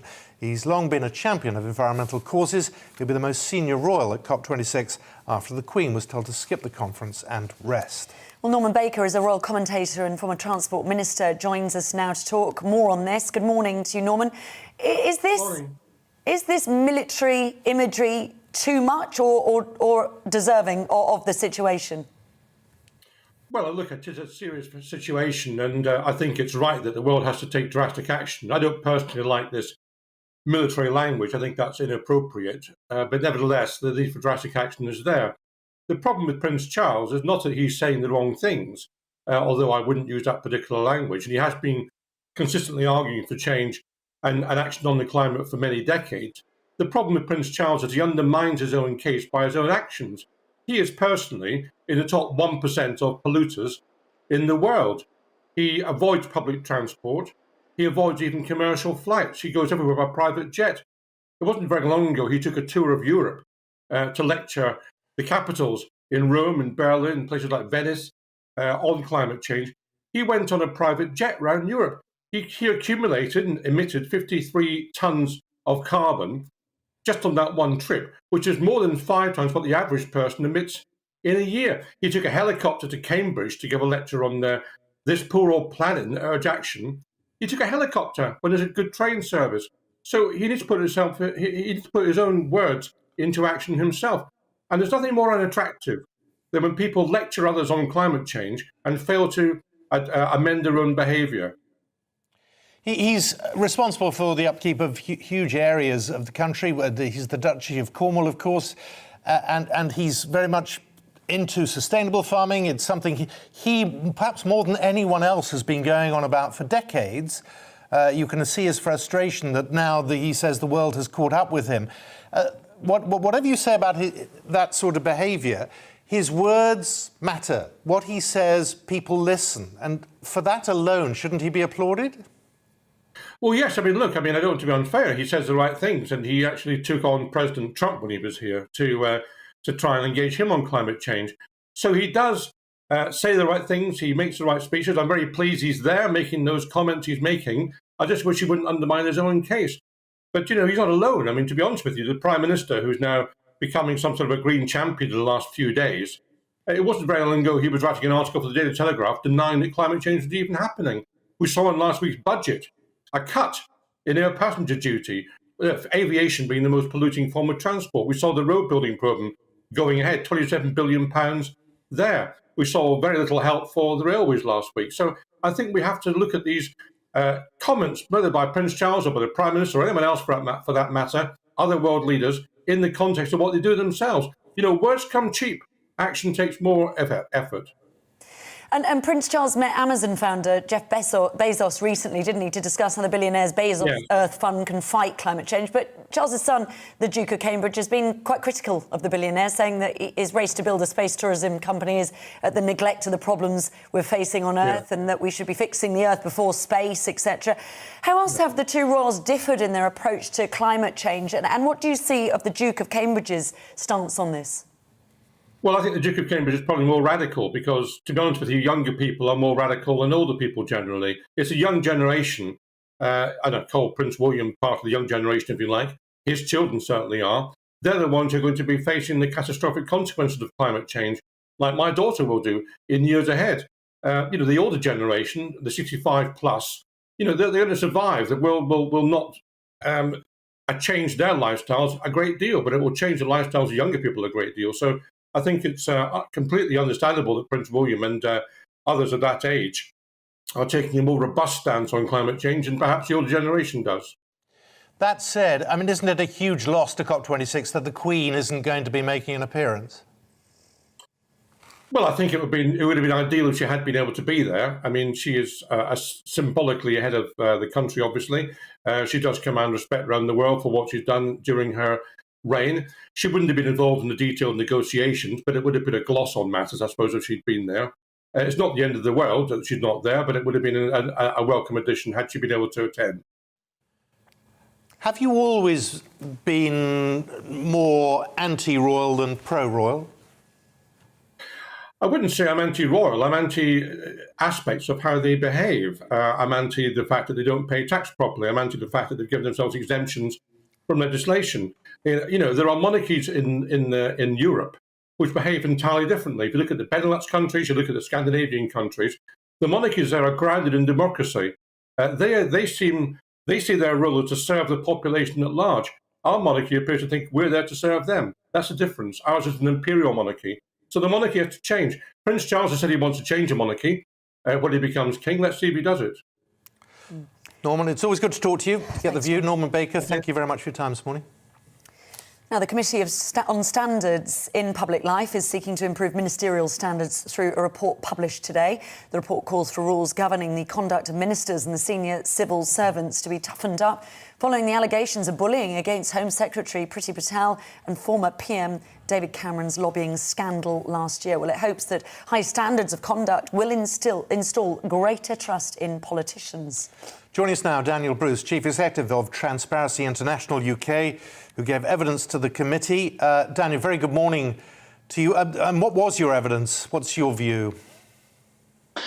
Well, I think this is the most landmark report that the Committee on Standards in Public Life has produced, really, since it was formed a quarter of a century ago. And it's a very polite report in tone, as you would expect from a committee of this kind, and chaired by Lord Evans, the former head of MI5, no less. But within that, there are 34 very powerful recommendations for reform today, all of which we support and are consistent with the evidence that we provided to the committee. And I think most significantly, what today's report says is that a system of upholding integrity and standards that is based on convention alone, which is the system that we have today, is no longer fit for purpose. And so the committee calls for new laws to ensure that ministers and those in public life uphold the highest standards. And that's a very significant step. What rules do you think need meaningful reform then? What needs to be changed exactly? Well, I think one of the most striking areas is that the committee finds the regulation around ministerial behaviour is weak and fragile, and it's really unfit for purpose. And it calls rightly, and we called for this in our submission, for the ministerial code to be put onto a statutory footing, for there to be a ladder of sanctions available to the Prime Minister if the code is found to have been breached, but also that the independence of the code is strengthened. At the moment, we have the so-called independent advisor on ministerial standards to the Prime Minister, but it's really independent in name only. The highest level of independence that the advisor has is being able to have a quiet word in the Prime Minister's ear if he or she is concerned about a particular minister's conduct. And what today's report rightly calls for is for that office to be truly independent and for the independent advisor to be able to initiate investigations into ministerial conduct if necessary. Daniel, and you'll know this better than anyone, the difficulty is, of course, if you've got the Prime Minister as the arbiter of all this, then the words integrity and standards need to apply to them more strongly than anyone else. And there's a problem with that, isn't there? Well, be it Transparency International counted 30 potential breaches of ministerial and parliamentary rules in 2020 alone, and in many cases no action or investigation was taken. And that is an intensity in recent years. We've been monitoring this for some time now. So I think it's quite important to depoliticize the issue ultimately, because whoever is in government, whoever is in charge, we want to be able to have confidence that there is a robust system of checks and balances and controls and incentives for good behaviour that would be enacted by any government of any stripe. But as matters stand, and I think this is why the committee is calling for these things to be written into law, modern history is teaching us that when it's based on convention, there is too much discretion available not to do anything. And what happens now, Daniel, with this report, this information, and do you think the government will make the changes that you're calling for? Well, I sincerely hope so, but I'm a little bit worried about the precedent that exists. Lord Evans issued an interim report of his findings in the summer, and the Prime Minister offered the most minor of concessions when it came to the independence of the advisor on ministerial standards. The Cabinet Office have responded today saying that they're carefully considering the recommendations and the government will respond in due course. Now, I've heard those words due course on quite a lot of issues over the last couple of years, and that can mean at some point maybe never. So we need to be really keeping the pressure on here to ensure that all of these 34 recommendations are implemented in full. In many cases, they require new legislation in a number of areas around lobbying, transparency, and on the rules on business appointments for former ministers, they require improvements to existing legislation. So there's quite a lot of work required here. What I would say very concretely, though, this morning is that a failure to act on these recommendations in full or half measures towards these recommendations is a conscious choice by our elected representatives to perpetuate a system that has been found through concrete evidence to be unfit for purpose. Daniel, it's fascinating stuff. Daniel Bruce, Chief Executive of Transparency International UK. Thanks very much for joining us this morning. Thank you. Thank you. Coming up, we're encouraged to bring our own bags to supermarkets to reduce waste. But what if we brought our own containers and boxes to pack food to? I think it's a good idea. We look into the popularity of zero waste shops that encourage just that after this. Looking ahead to today's weather, and the UK is looking very unsettled to start the week with low pressure in the driving seat. Let's take a look at the details. And this in the southwest. At lunchtime today, some of these outbreaks of rain could be heavy with a risk of hail and thunder, still windy for many areas. Eastwards, and the showers will become much more isolated with lots of blue sky and sunshine on offer despite that blustery southwesterly wind. Showers likely in South Wales, again with some blustery and heavy downpours there, as you can see. Winds should have eased a little compared with earlier on. Not that much sunshine offer at lunchtime across the West Midlands. Indeed, we'll likely see some further rain, especially north of Birmingham. And we'll still have that strong west-southwesterly wind to deal with there. Some rain affecting much of Yorkshire at lunchtime, but hopefully a drier and brighter picture across northeast England. However, it won't be feeling overly warm, especially in that strong and gusty westerly wind. Much of central and eastern Scotland should be dry today over lunchtime, perhaps with a few glimmers of sunshine. Temperatures still in single figures for most and feeling quite cold. More persistent rain affecting northern Scotland. It's a brighter, showery picture for Northern Ireland. Still very windy, but a notch down on this morning's gales. Temperatures around 10 Celsius. It'll remain showery for many areas this afternoon and evening, with gales becoming confined to northern and eastern Scotland. And that is how the weather is shaping up for the rest of the day.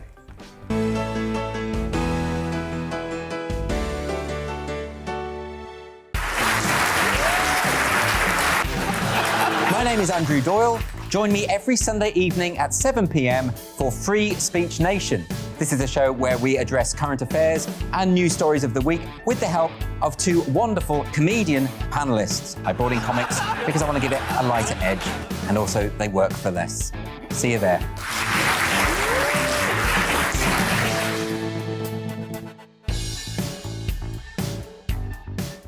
I'm Colin Brazier. I've reported from more than 70 countries around the world, covered wars from Afghanistan to Iraq, from Lebanon to the Balkans. I'm trying to bring that experience, that feel for events, to the studio. And something else. I'm ready to give an opinion. Today's stories with a spark. Brazier from 8 p.m. weekdays on GB News. Join us for Political Correction. We're here every Sunday to correct politics and put you, the people, back in charge. We talk about all areas of the United Kingdom, including Northern Ireland. Our debate goes way beyond the Westminster Village. It's about the real country. It's about your opinion. So please, we want you to tell us what you think. This is Political Correction. Every Sunday morning from 10 a.m. here on GB News.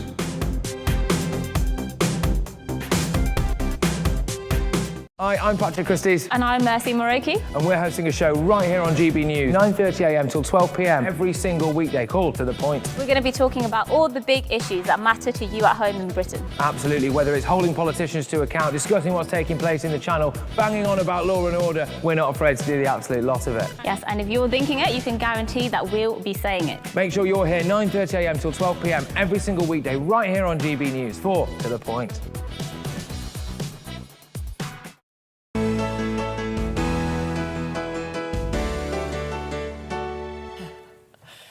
Morning, welcome back. Morning. It is, 6 minutes to 8. Very good morning.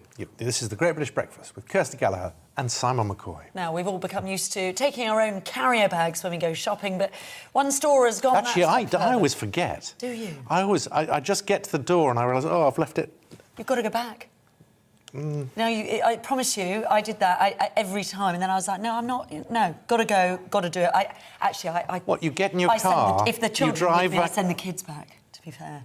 Oh, well, that's all right. But no, once you set yourself to it, you do remember. All right. Are you still GBviews at gbnews.uk. Do you forget your bags? Well, wait for this. One store's gone that step further, encouraging people to bring their own containers. I mean, you could never do that, could you?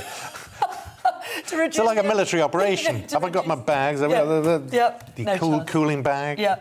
To reduce the amount of waste and single-use plastic. Ella's Earth in Knoll near Solihull opened earlier this year, is hoping to change the way people, especially Simon, people shop to help the environment. Our West Midlands reporter Malvinder Sidhu has been to see what it's all about.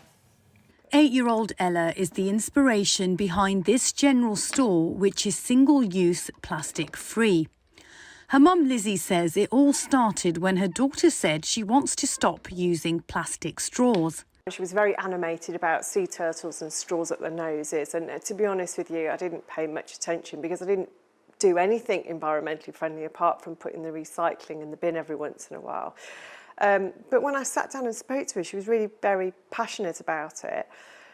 So we decided to just make very small, simple changes, and the first one was changing from a plastic straw to a paper straw. She would buy like things in plastic containers. She would buy me like these little Lego pots that were fully made of plastic, and she would never really look out for what's plastic and what could actually help the environment. But then she like got the message that it was really happening and affecting our world.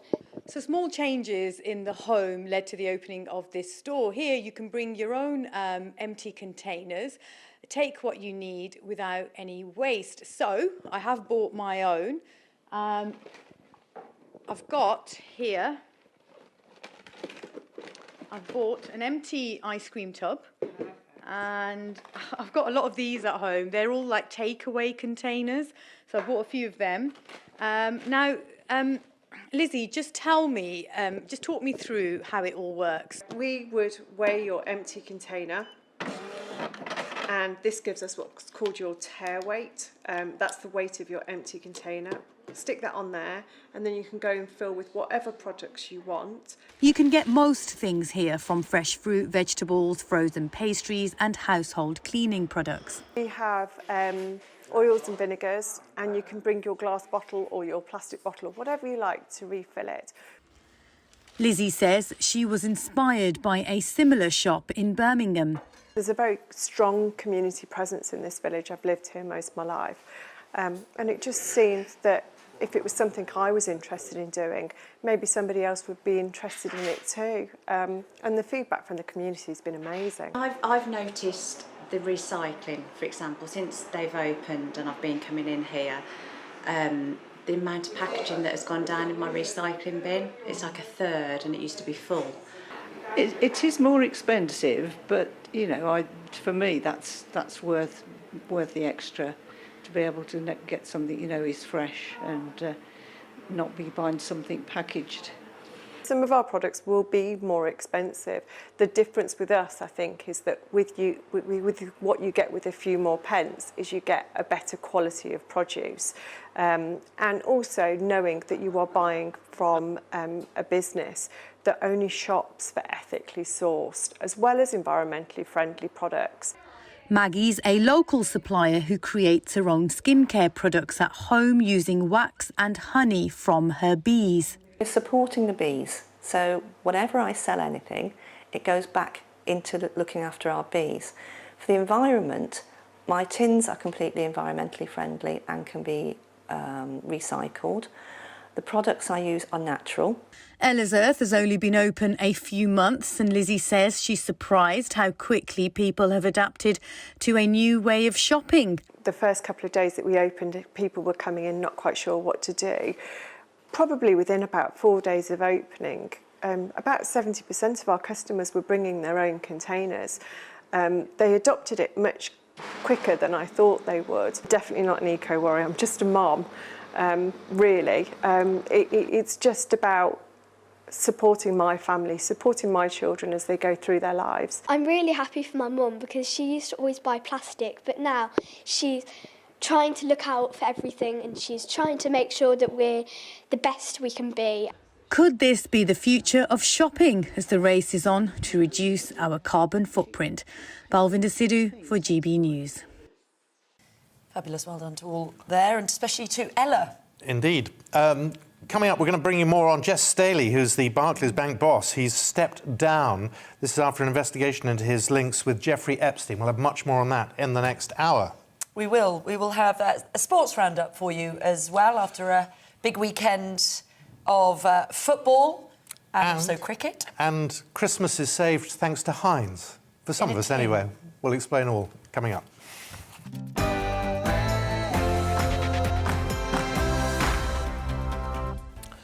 Good morning. It's Monday, the 1st of November. It's 8 o'clock. These are the stories that matter to you and to us on the Great British Breakfast with me, Simon McCoy, and Kirsty Gallagher. Several people are hurt after 2 trains collided in what's been designated a major incident near Salisbury Station. GB News reporter Paul Hawkins will be live from the scene all morning with the very latest on that. Meanwhile, Prime Minister Boris Johnson will warn COP26 can't be a cop-out as he seeks to stir world leaders into dramatic action ahead of the start of the climate summit. Also, President Macron issues an ultimatum to Britain: give way in the bitter row over fishing rights or else face sanctions. But are our fishermen caught up in a political row over Brexit? We'll bring you the latest on the war of words. Plus, a solution to our festive feast fears. Heinz launches Christmas dinner in a tin after warnings of a possible turkey shortage this year. And this comes with Brussels sprouts.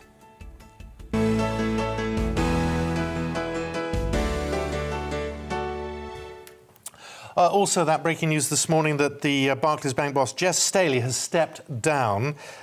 This is after a report into his links with the convicted sex offender Jeffrey Epstein. The UK financial watchdog and the Bank of England have been investigating his links to the dead financier, and he has stepped down this morning. We'll be looking into that in detail a little later as well. OK, let's start with a look at some of today's front pages. In the Telegraph today, EU chief accuses UK of seeking Brexit clash. The paper reports Brussels has warned Britain not to embark on a path to confrontation over Northern Ireland disagreements and the post-Brexit fishing row with France. Dozens of rail passengers have had a miraculous escape after 2 passenger trains collided in a tunnel. That's according to the Metro. If Glasgow fail, the whole thing fails, is what they're leading with in the Eye. Leaders of the world's richest countries being accused of making hollow pledges about climate change. Boris Johnson's expected to announce in his speech today that it's touch and go on whether progress can be made to keep global temperatures below 1.5 degrees Celsius. The United Nations has said the last 7 years were the hottest on record, with sea levels rising to a new high, according to the Daily Mirror. Moving on to The Guardian, they lead with COP26 and the doomsday headline, "We are 1 minute to midnight," and climate talks are at a serious risk of failure, says our Prime Minister. In an exclusive in The Sun, Simon Cowell quits his telly role because he wants to spend more time with his family. After 2 decades, the 62-year-old star is scaling down his on-screen presence. It comes before his new reality musical game show, Walk the Line, launches, where Gary Barlow will replace him. And bang goes bonfire night, says the Daily Star, as Arctic plume could potentially make bonfire night a washout. So many Greater and Southern Western railway services are cancelled this morning after those 2 trains collided near Salisbury Station last night. Let's go to our reporter Paul Hawkins, who's near the crash site where it happened last night. Paul, what's the latest? Yeah, the latest is that the investigation's still ongoing from the Rail Accident Investigation Board. They're here along with the police as well. Police officers seen walking along the tracks behind me, also engineers in orange boiler suits examining the track, getting really close up on their hands and knees onto the track, trying to work out the sequence of events that led up to yesterday's crash. So just to remind you about what happened yesterday evening, around about 6:45, the train that's just behind me, that is the Southwestern train from London to Honiton in Devon, hit another train that had derailed on the tracks. That train was heading from Portsmouth to Bristol. Now, as that train derailed, it hit something on the tracks. We still don't know what that was or how it got there. It then took out the signalling equipment in the Fisherton Tunnel just behind me, and then the train that you can see behind me, the train that was on its way to Devon from Portsmouth, hit the train that derailed that was in the tracks. 100 people were taken from the scene, evacuated, around 17 taken to hospital. And they were described by witnesses as walking wounded. There were reports that a newborn baby was amongst those that were evacuated from the train. Also reports that there was a 7-minute gap between the trains hitting each other, but that has yet to be verified, that piece of information. But miraculously, as you say, 100 people evacuated, 17 taken to hospital, including the driver, who had to be removed, has to be freed from the wreckage of the crash. None of those injuries are thought to be serious, and there are amazingly no fatalities. So yeah, we're still unsure as to the sequence of events that led up to the crash, but certainly what you can say is that it's incredible that no one was killed and no one was seriously injured. Paul, absolutely. It is a Monday morning, of course. Lots of people will be looking as to how to get to work or wherever they're going. There are expected long delays, aren't there, and cancellations. Just tell us exactly what is happening. Yeah, so South West trains say that the line from Exeter to from Exeter to Basingstoke is closed. So you're going to have to get a bus replacement service if you're trying to get into London from Basingstoke onwards to London Waterloo. Likewise, if you're travelling onwards from Exeter, you can take the train. Sorry, you can take the train from. Start that again. Take the train if you're going from Exeter further west. You can take the train if you're going from Basingstoke onwards to London. In between, though, it is a bus replacement service. That is a big piece of track, so that is going to be a long bus replacement service. And then Great Western Trains say that from Portsmouth to Westbury, which is another long stretch of the line, there are no trains whatsoever, so a bus replacement service will operate there. So yeah, 2 large pieces of track, one that connects the south to the west and one that connects the south west into London, out of action, and they will be for some time while this investigation is ongoing. Paul, thank you very much. We'll be back to you if there are any more developments. Thank you very much. Thanks, Paul. Yes, let's have a look at what else is going on today. Barclays boss Jess Staley has stepped down following an investigation by regulators into his dealings with convicted sex offender Jeffrey Epstein. The bank announced this morning that Mr Staley had resigned as chief executive officer after being given sight of the preliminary conclusions of a probe into his historical links with Epstein. He intends to contest the conclusions. We'll have more on that very shortly for you. The French President Emmanuel Macron says Britain has 24 hours to give way in the bitter row over fishing rights, or else Paris will trigger trade sanctions. Prime Minister Boris Johnson and Emmanuel Macron met last night to discuss the tensions, with Johnson saying it's up to France to step back from threats over port access. But Macron says the ball is in Britain's court. The row comes ahead of tomorrow's deadline for more licences to be granted for French fishing boats to operate in British waters. Otherwise, French officials have warned UK fishing boats they could be barred from some ports. One of the paddle boarders killed after getting into difficulty in a river in Wales has been named. Paul O'Dwyer is being described as the life and soul of the party. He devoted much of his time to charities. He and 2 women died. Another woman is critically ill after the group got into difficulty on the River Clydach in Haverford West on Saturday morning. Police say the river was high and fast after heavy rain just beforehand. Boosters are now being given at walk-in vaccination sites with no appointment needed as the NHS aims to ramp up uptake ahead of a challenging winter. From today, anyone who had their second dose of a coronavirus vaccine at least 6 months ago can turn up at one of hundreds of jab sites across England to get their top-up. Nightclubs in Northern Ireland are now back open after some remaining shut because of coronavirus restrictions imposed last March. The hospitality sector expected a busy Halloween night with legal requirements on social distancing also being scrapped. Customers do not have to wear face coverings when they're eating, drinking or dancing in the clubs. Sports news. West Ham consolidated 4th place in the Premier League with a 4-1 victory over 10-man Aston Villa on what was Super Sunday. The result leaves David Moyes' side level on points with 3rd place Manchester City in 4th, while Villa remain 15th, 3 points above the bottom 3. Quick look at the weather. Today will be another blustery, showery day for many. Heavy showers and strong gusts will affect northern and western areas. Eastern areas will see more sunny spells. A windy day, feeling cold.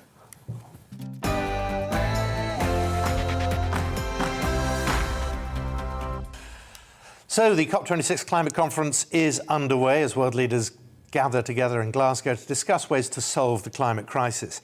COP26 President Alok Sharma said finding an agreement between 200 of the world's countries will be tougher than what we achieved in Paris, when almost all of the world's nations agreed to a treaty to pursue efforts to limit the global temperature rise to 1.5 degrees Celsius. Betty Pizer from Net Zero Watch campaign to highlight the economic and societal implications of climate change policies joins us now. Benny, good morning to you. Thanks for joining us. Were the promises made at Paris ever solid to begin with? What do you think? Well, we obviously had already a meeting of the G20 leaders yesterday. Boris Johnson and President Biden tried to pressure and push the big emitters, India, China, Australia, into some kind of concession. They failed. So the statement of the G20 was watered down, and it's a clear sign that there is no willingness whatsoever to come to some kind of net zero agreement in Glasgow. So Greta Thunberg's right, blah, blah, blah. In that respect, it is blah, blah, blah. But, you know, we here in Europe are actually taking a lot of unilateral policy action with the net zero plans. And it won't be blah, blah, blah for people who want to heat their homes in winter. It will be more like freezing cold for a lot of families who will struggle to pay their heating bills. I mean, let's face it, are these global summits, Benny, the way to solve climate change? I mean, there's no Xi Jinping, the Premier of China. There's no Putin of Russia. I mean, how can we go forward? How can this work without, you know, everybody being there? It's not going to work, let's face it. That's why this is the 26th climate summit. So over the last 30 years, we've heard the same kind of slogans. It's always, last chance saloon. It's the last chance, the last minute, a global disaster. It has always been that way. And I think the public are beginning to realize that this is not going to happen. So there is no chance of cutting CO2 emissions in the next 10 years. All energy agencies actually estimate and predict that CO2 emissions are going to rise because energy use from fossil fuels is going to rise. And so you have to be realistic of what can be achievable. And given that this has never actually reduced CO2 emissions, they have been going up for 30 years, I think it's time to reconsider what the best options are. Well, expand on that, because you've got President Biden over here. He's saying he wants to spend $500 billion, but he can't get that cleared at home with the politics there. This is the problem. Politics has got in the way and always will, and that's why there will never be a global solution to this, isn't it? Well, the problem is that governments have promised their public that this will all be quite easy, it will be cheap, it will create all these hundreds of thousands of green jobs, and the renewable energy is cheaper than fossil fuels, and so on. All these promises just don't add up. The public are beginning to realize everything is getting more expensive. Heating is more expensive, electricity is more expensive, buying a car will be more expensive. You have to rip out your gas boiler and go for something that is worse and 3 times more expensive. So the people, you have to take the public with you if you want to achieve success. And currently that's not happening at all. And the public is becoming increasingly concerned about the cost. These policies are, a burden on them.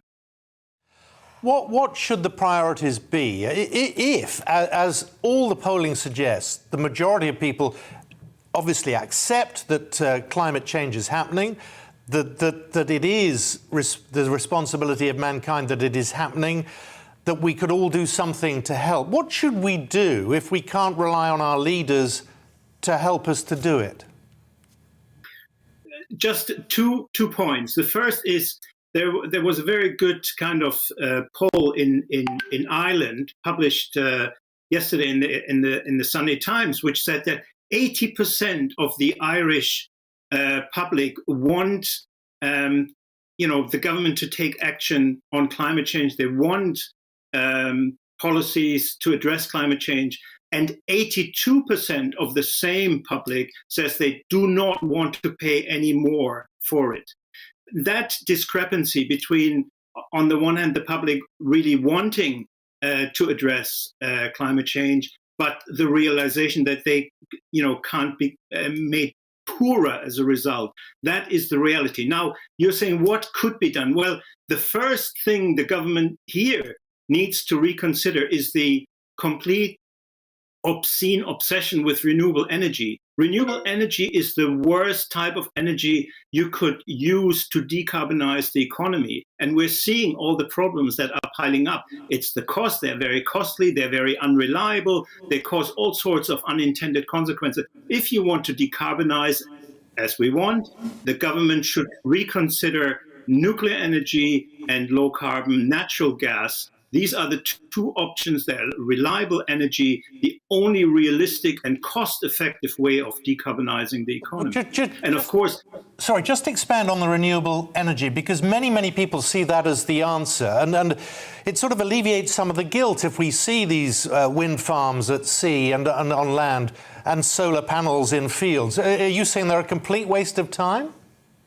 They are making things worse because the whole world can now see how unreliable they are. We've had big problems in recent months with periods of low wind, with real problems, the national grid struggling to keep the lights on. Then you had to, power up coal-fired power plants. Natural gas prices have gone through the roof. So renewable energy is not the solution. They're actually causing all these problems. And the rest of the world are looking at us and saying, do we really want to follow Britain, where electricity prices continue to rise year on year? They can't afford that kind. So we need to be realistic of what type of energy is A, reliable, 24/7, and also cost effective. In other words, the costs are manageable and they don't cause economic destruction. Renewable energy, I'm afraid, that is part of the problem why we are, after 30 years of talking about climate change, still nowhere near reducing CO2 emissions. If we had gone, let's put it this way, if the world had gone for nuclear and natural gas 30 years ago, we would have less CO2 emissions and less costs. OK, Benny Pizer from Net Zero Watch, thank you very much indeed for joining us. Thank you for that. GB Views at gbnews.uk if you've got a view on that. Of course, as the COP26 climate conference begins, so too do many climate protests, and activists have descended upon the city of Glasgow. Davy Donaldson's our Scotland reporter, joins us now. And Davy, good morning. How are police handling the situation so far, and are we expecting an escalation? I guess we are.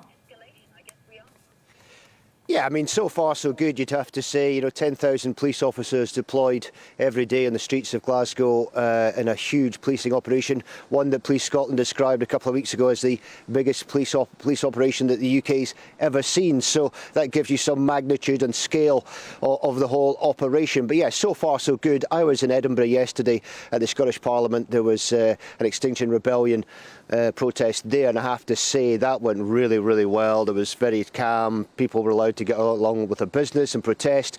Police obviously in attendance as well. However, you'd have to say that is maybe the calm before the storm, because there's a number of protests. I can just run through some of them now. Red Rebel train arriving with Extinction Rebellion from down the southwest of England in Glasgow this afternoon, so I'll be there to cover that one. Also the Greenwash March at midday on Wednesday, and then we've got Fridays for Future March at Kelvin Grove ahead of the big one on Saturday, which is the Global Day of Action. That's going to attract about 100,000 people. But I alluded there to Police Scotland earlier on. They certainly will take a zero tolerance approach. They said they want to work with people, and they've tried to work with groups, but there's no doubt about it. If people get in the way and try to block routes, they will be removed. On top of this, there's a bin strike. That's right, yes. Of course, the bin strike as well. That came late last night. They've been threatening for a while, the GMB. So that's now going to add to the problem, just to make things even worse for the Scottish Government. And obviously the organisers of COP26. It's certainly not going to be a pretty sight for people arriving, because there's not going to be a bin collection in Glasgow for a whole week. So there was a deal struck with the GMB and the workers, but what they said was that they didn't feel their members were getting enough time to digest that deal.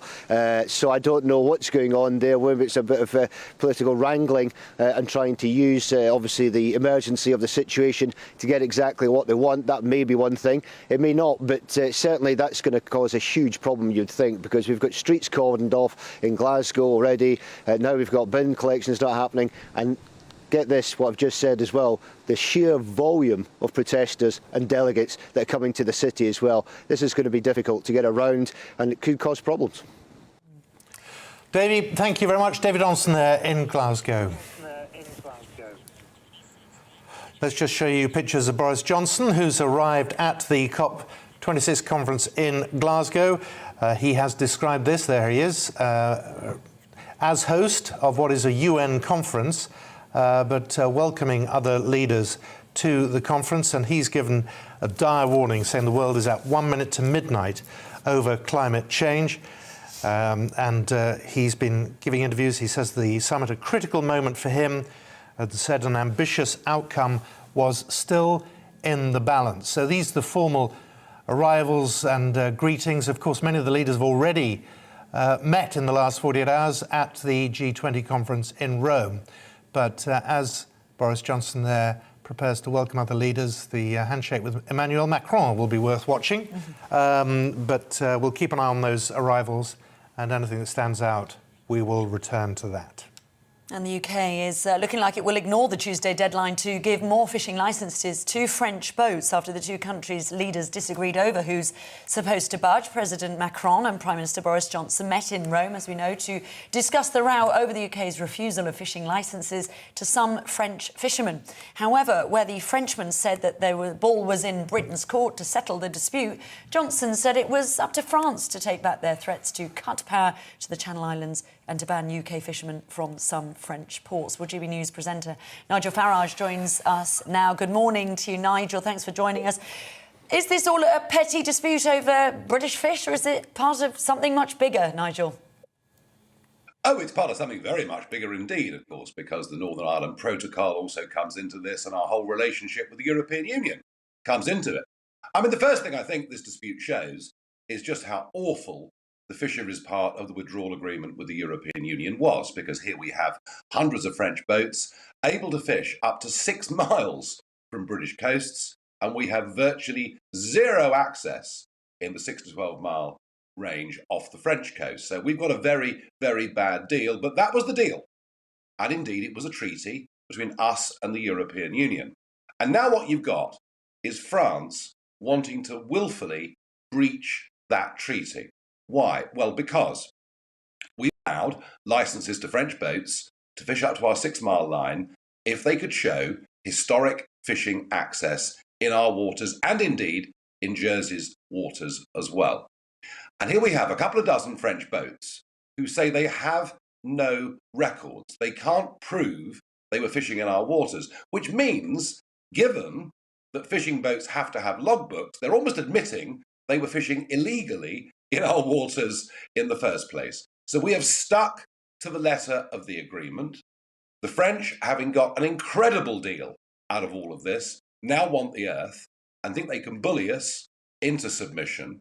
And the European Union are effectively turning a blind eye because it's the French that are keen to breach the treaty. If it was Poland or somebody else, they'd have come down like a ton of bricks. So the question now, given we have a deadline coming up tomorrow, and a very threatening deadline, where in the case of Jersey, they could withdraw electricity, they could launch a barricade of St Helier Harbour. So the situation is serious. What do we do? Well, I'll tell you what, I've got a really good idea. This year, and this has been brushed under the carpet, I think, but this year we're paying the European Union £7.5 billion as part of our withdrawal agreement. Next year, we're paying the EU over £5 billion, and a proportionate and reasonable response that might actually get the European Union to talk some sense into President Macron is we say we will withhold payments of that divorce bill until the European Union make the French sort this out. And that, I think, is the only thing, effectively, Boris Johnson can do in the next 24 hours to try and put an end to this. That, Nigel, means we renege on another promise that we've made in the past, that we're already in a situation where the European Union, and indeed countries around the world not part of this, are saying, how can we trust Britain? They sign something and they say they're not happy with it. You've got the European Commission Vice President who says he's increasingly concerned that the UK wants a path of confrontation. He's right, isn't he? No, not really. I mean, these are the chickens coming home to roost, aren't they? I mean, the oven-ready deal that Boris Johnson sold to a British public that were tired of the whole thing, and who can blame them because it had dragged on for years, he was less than honest with us about how rotten this deal was. In this particular case, it's not us that would be in breach, because it is the French who are willfully trying to breach the treaty, and this is a sensible response. What do you say to those who say, look, 98% of this deal has been reached and agreed upon. We're talking about 50 licenses at best. Why not just give it to them? You know, it's more important that we remain friendly with our closest continental neighbour than get into what could be a really damaging trade war with them. Because in truth, we've given them too much already.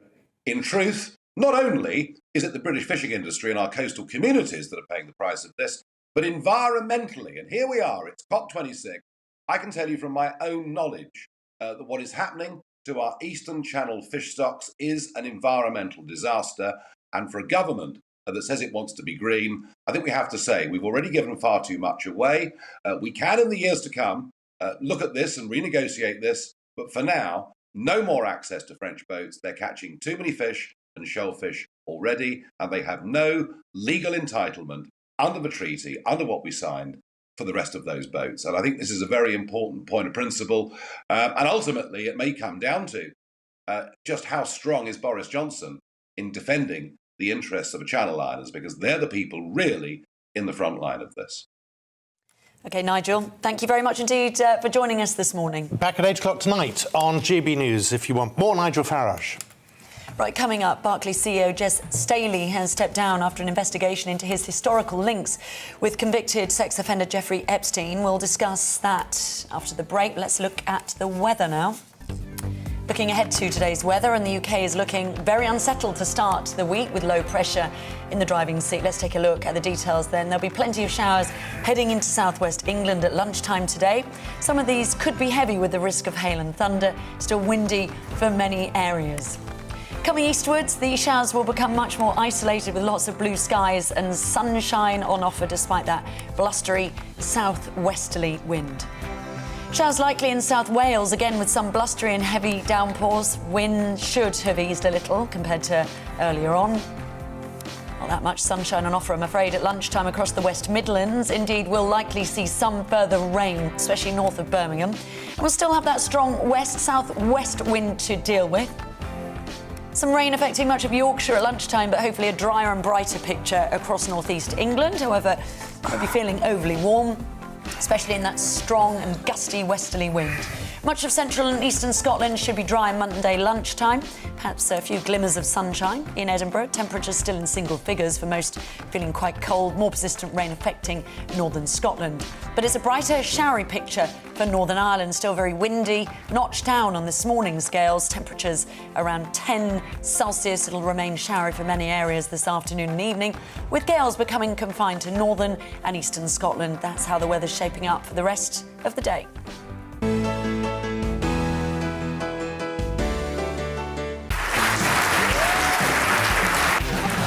My name is Andrew Doyle. Join me every Sunday evening at 7 p.m. for Free Speech Nation. This is a show where we address current affairs and news stories of the week with the help of two wonderful comedian panellists. I brought in comics because I want to give it a lighter edge, and also they work for less. See you there.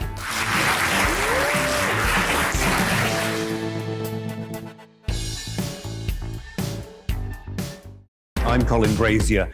I've reported from more than 70 countries around the world, covered wars from Afghanistan to Iraq, from Lebanon to the Balkans. I'm trying to bring that experience, that feel for events, to the studio. And something else. I'm ready to give an opinion. Today's stories with a spark. Brazier from 8 p.m. weekdays on GB News. Join us for the political correction. We're here every Sunday to correct politics and put you, the people, back in charge. We talk about all areas of the United Kingdom, including Northern Ireland. Our debate goes way beyond the Westminster Village. It's about the real country. It's about your opinion. So please, we want you to tell us what you think. This is the political correction. Every Sunday morning from 10 a.m. here on GB News.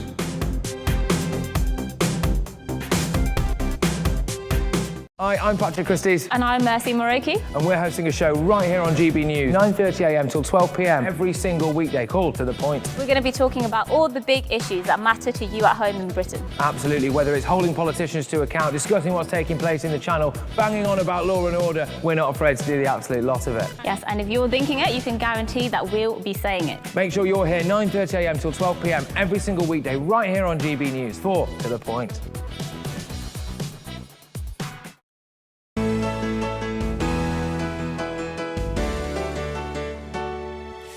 Good morning. Welcome back. It's coming up to, it is actually 8:30 now. Now, Barclays CEO Jes Staley has stepped down after an investigation into his historical links with the convicted sex offender Jeffrey Epstein. Staley worked with him in the early 2000s while working for JP Morgan. Well, he remained in touch with him for 7 years after the financier was convicted of soliciting prostitution from a minor in 2008. He's one of the many visitors to Epstein's private Caribbean island, Little St James, where the sexual abuse of minors is alleged to have occurred. Jez Staley has resigned after viewing preliminary conclusions from the investigation. He'll seek to contest them. Well, joining us now, Justin Urquhart-Stewart, friend of the programme, investment manager and business commentator. Justin, we're talking about one of the big beasts in the city. This is huge. This really is huge. I mean, one of Britain's largest banks suddenly seeing its chief executive stepping down voluntarily or with agreement. One will never know. But it is, I suppose, one example of the new letters coming out of environmental, sustainable, and governance (ESG). Because what Barclays is saying here, there's no other evidence or issue about this at the moment, but purely reputational at the moment, that action should be taken, that if there's controversy here, that someone should step down. So very remarkable, but he's done a pretty good job over difficult times in a bank which doesn't necessarily fit together very well with its commercial and its investment banking side. Barclays shares have already dropped 1.7% just in early trading following his resignation this morning. I mean, can we expect further drops, do you think? Well, it really is giving a matter of confidence as to who's going to take over. There is a gentleman now who's nicknamed Venkat, and he's already had a great experience within the group. But bear in mind, what you've got is when he took over, he was taking over from Anthony Jenkins, who was a much more conservative, controlled individual who actually wanted to make banking boring, which you have to say is a jolly good idea. However, Barclays at that stage had already taken over the rump of Lehman Brothers, the much more controversial investment bank that went bust. And so it seemed, though, as when Staley came in as an ex-hedge fund manager, that he was going to focus much more on the investment banking side and not on the commercial side. And as a result of that, they've had aggressive shareholders potentially trying to split the business up. But he's held it together despite a very difficult time for the banking market, and has kept it stronger, has rationalised it. But they're going to need to make sure they've got a firm, clear view for the future with a person taking over with a strong reputation and no other odd connections. Now, it's a bit rich coming from a journalist, but bankers are not perhaps the most popular of people. And whilst he says he's going to contest this, and that's a separate issue, now he's left, we're being told that he will still receive 12 months' pay. That's £2.4 million, as well as a pension allowance of £120,000 for the year. The picture of this isn't positive for banking.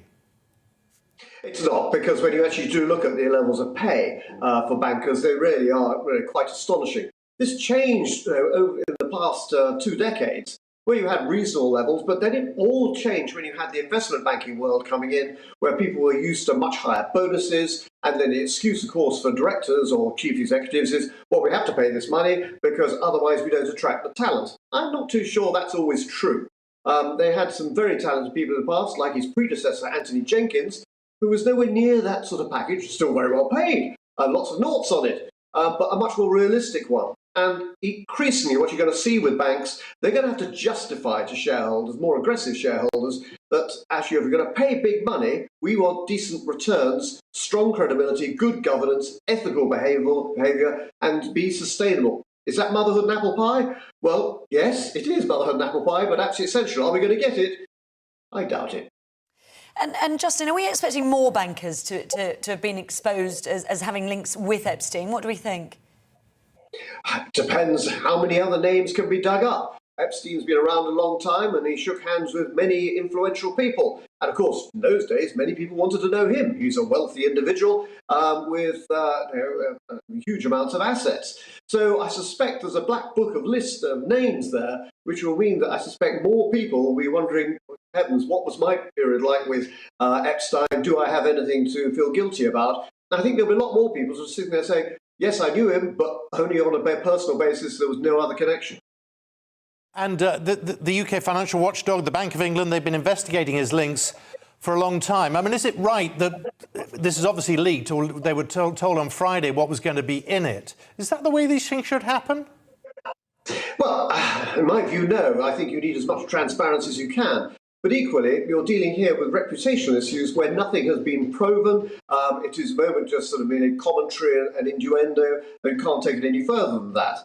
What it does mean, though, is, and I take some interest in this, with the regulators now digging into reputational issues, digging into issues around financial organisations to make sure they're safe and secure. After all, look at the record we've had of banks going bust whilst the regulators weren't watching, weren't paying attention. The banking regulators from the FSA to the FCA and the Prudential organisation as well are all there to try and do something, but they've got to be able to show that they're earning their keep by making sure that London, and more to the point, the banking industry, is clean, legal and decent. Bear in mind, it's one of our biggest tax earners, and in fact the whole financial services industry is the biggest tax earner for the Chancellor. OK, Justin, always good to have you on. Thank you so much for coming on this morning. My pleasure. Thank you. Now, breaking news on the boss of Barclays. More on that throughout the day here on GB News. Liam Halligan will be looking at that later as well.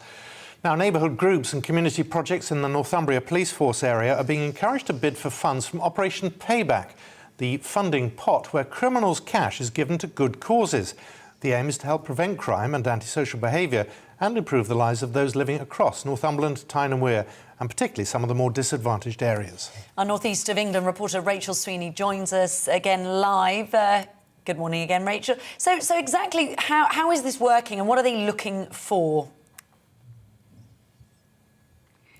They're looking for projects and initiatives that make a difference to the places most in need of change. So we're talking about areas with poverty issues, maybe high unemployment, antisocial behaviour problems and high crime. Police and Crime Commissioner for Northumbria Police, Kim McGuinness, is leading Operation Payback, and she says she really wants to see the money going into the right hands. She wants it to go to volunteers, people who she calls doers, people who make a real positive impact in the areas that matter. Now, it's hoped that this money will make dramatic changes to local communities, but it's also hoped that it will prevent people from choosing a life of crime because they'll see what good there is in their communities and around where they live. There's a £130,000 pot this year for Operation Payback, and community groups can bid for some of that cash.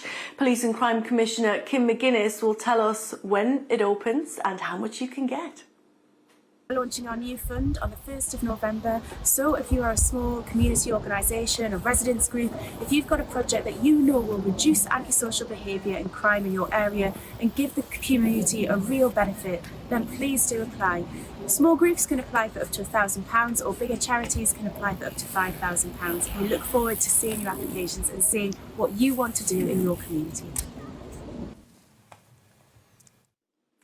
And the great thing about this is there is more money to come because more funding will come from the proceeds of Crime Act. So in the future, more grassroots projects can be supported. You could see behind Kim there, that was a BMX track in Chopwell Park in Newcastle. Now, they applied for the funding last year when the initiative started, and that's become a really great community hub. Lots of people, lots of kids staying off the street. It's a place to meet, it's a place to go, it's a family atmosphere, and that's exactly the kind of thing that they're looking for. They want to keep people out of trouble and in a positive setting. Now, this cash comes from investigations by Northumbria Police. You might remember last week I was reporting on the county lines drug dealing problem that they faced. They arrested in just 1 week 28 people. They seized £800,000 of Class A drugs, but they also seized £21,000 in cash. And it's cash like this that is exactly the sort of money that's going into Operation Payback. I think it's absolutely fantastic that money is being taken from criminals and it's going back into the communities they nearly destroyed but didn't because of our police forces.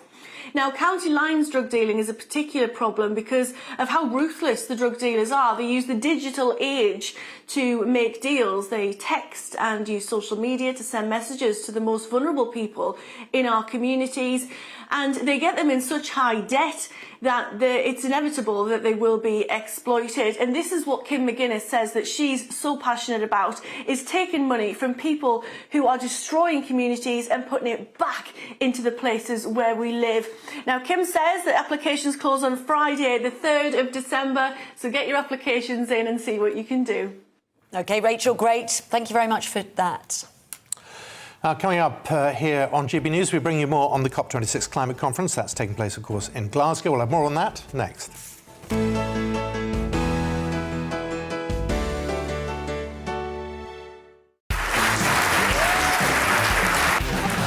My name is Andrew Doyle. Join me every Sunday evening at 7 p.m. for Free Speech Nation. This is a show where we address current affairs and news stories of the week with the help of two wonderful comedian panellists. I brought in comics because I want to give it a lighter edge, and also they work for less. See you there.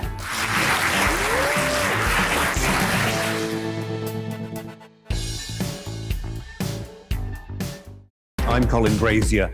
I've reported from more than 70 countries around the world, covered wars from Afghanistan to Iraq, from Lebanon to the Balkans. I'm trying to bring that experience, that feel for events, to the studio. And something else. I'm ready to give an opinion. Today's stories with a spark. Brazier from 8 p.m. weekdays on GB News.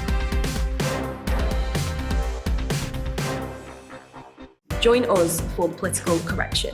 We're here every Sunday to correct politics and put you, the people, back in charge. We talk about all areas of the United Kingdom, including Northern Ireland. Our debate goes way beyond the Westminster Village. It's about the real country. It's about your opinion. So please, we want you to tell us what you think. This is the political correction. Every Sunday morning from 10 a.m. here on GB News.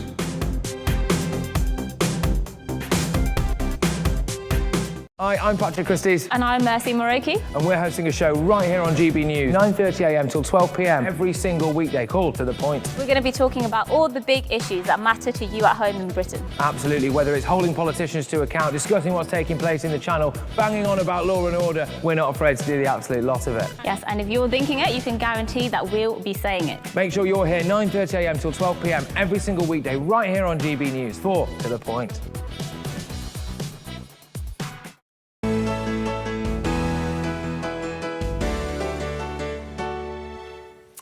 Hello again, you're watching The Great British Breakfast with Kirsty and Simon. Now, the COP26 climate conference is underway in Glasgow, 200 countries sending delegates to the city. Thousands of protesters and activists have also descended, including Nobel Peace Prize nominee Greta Thunberg, who was not invited to the official conference.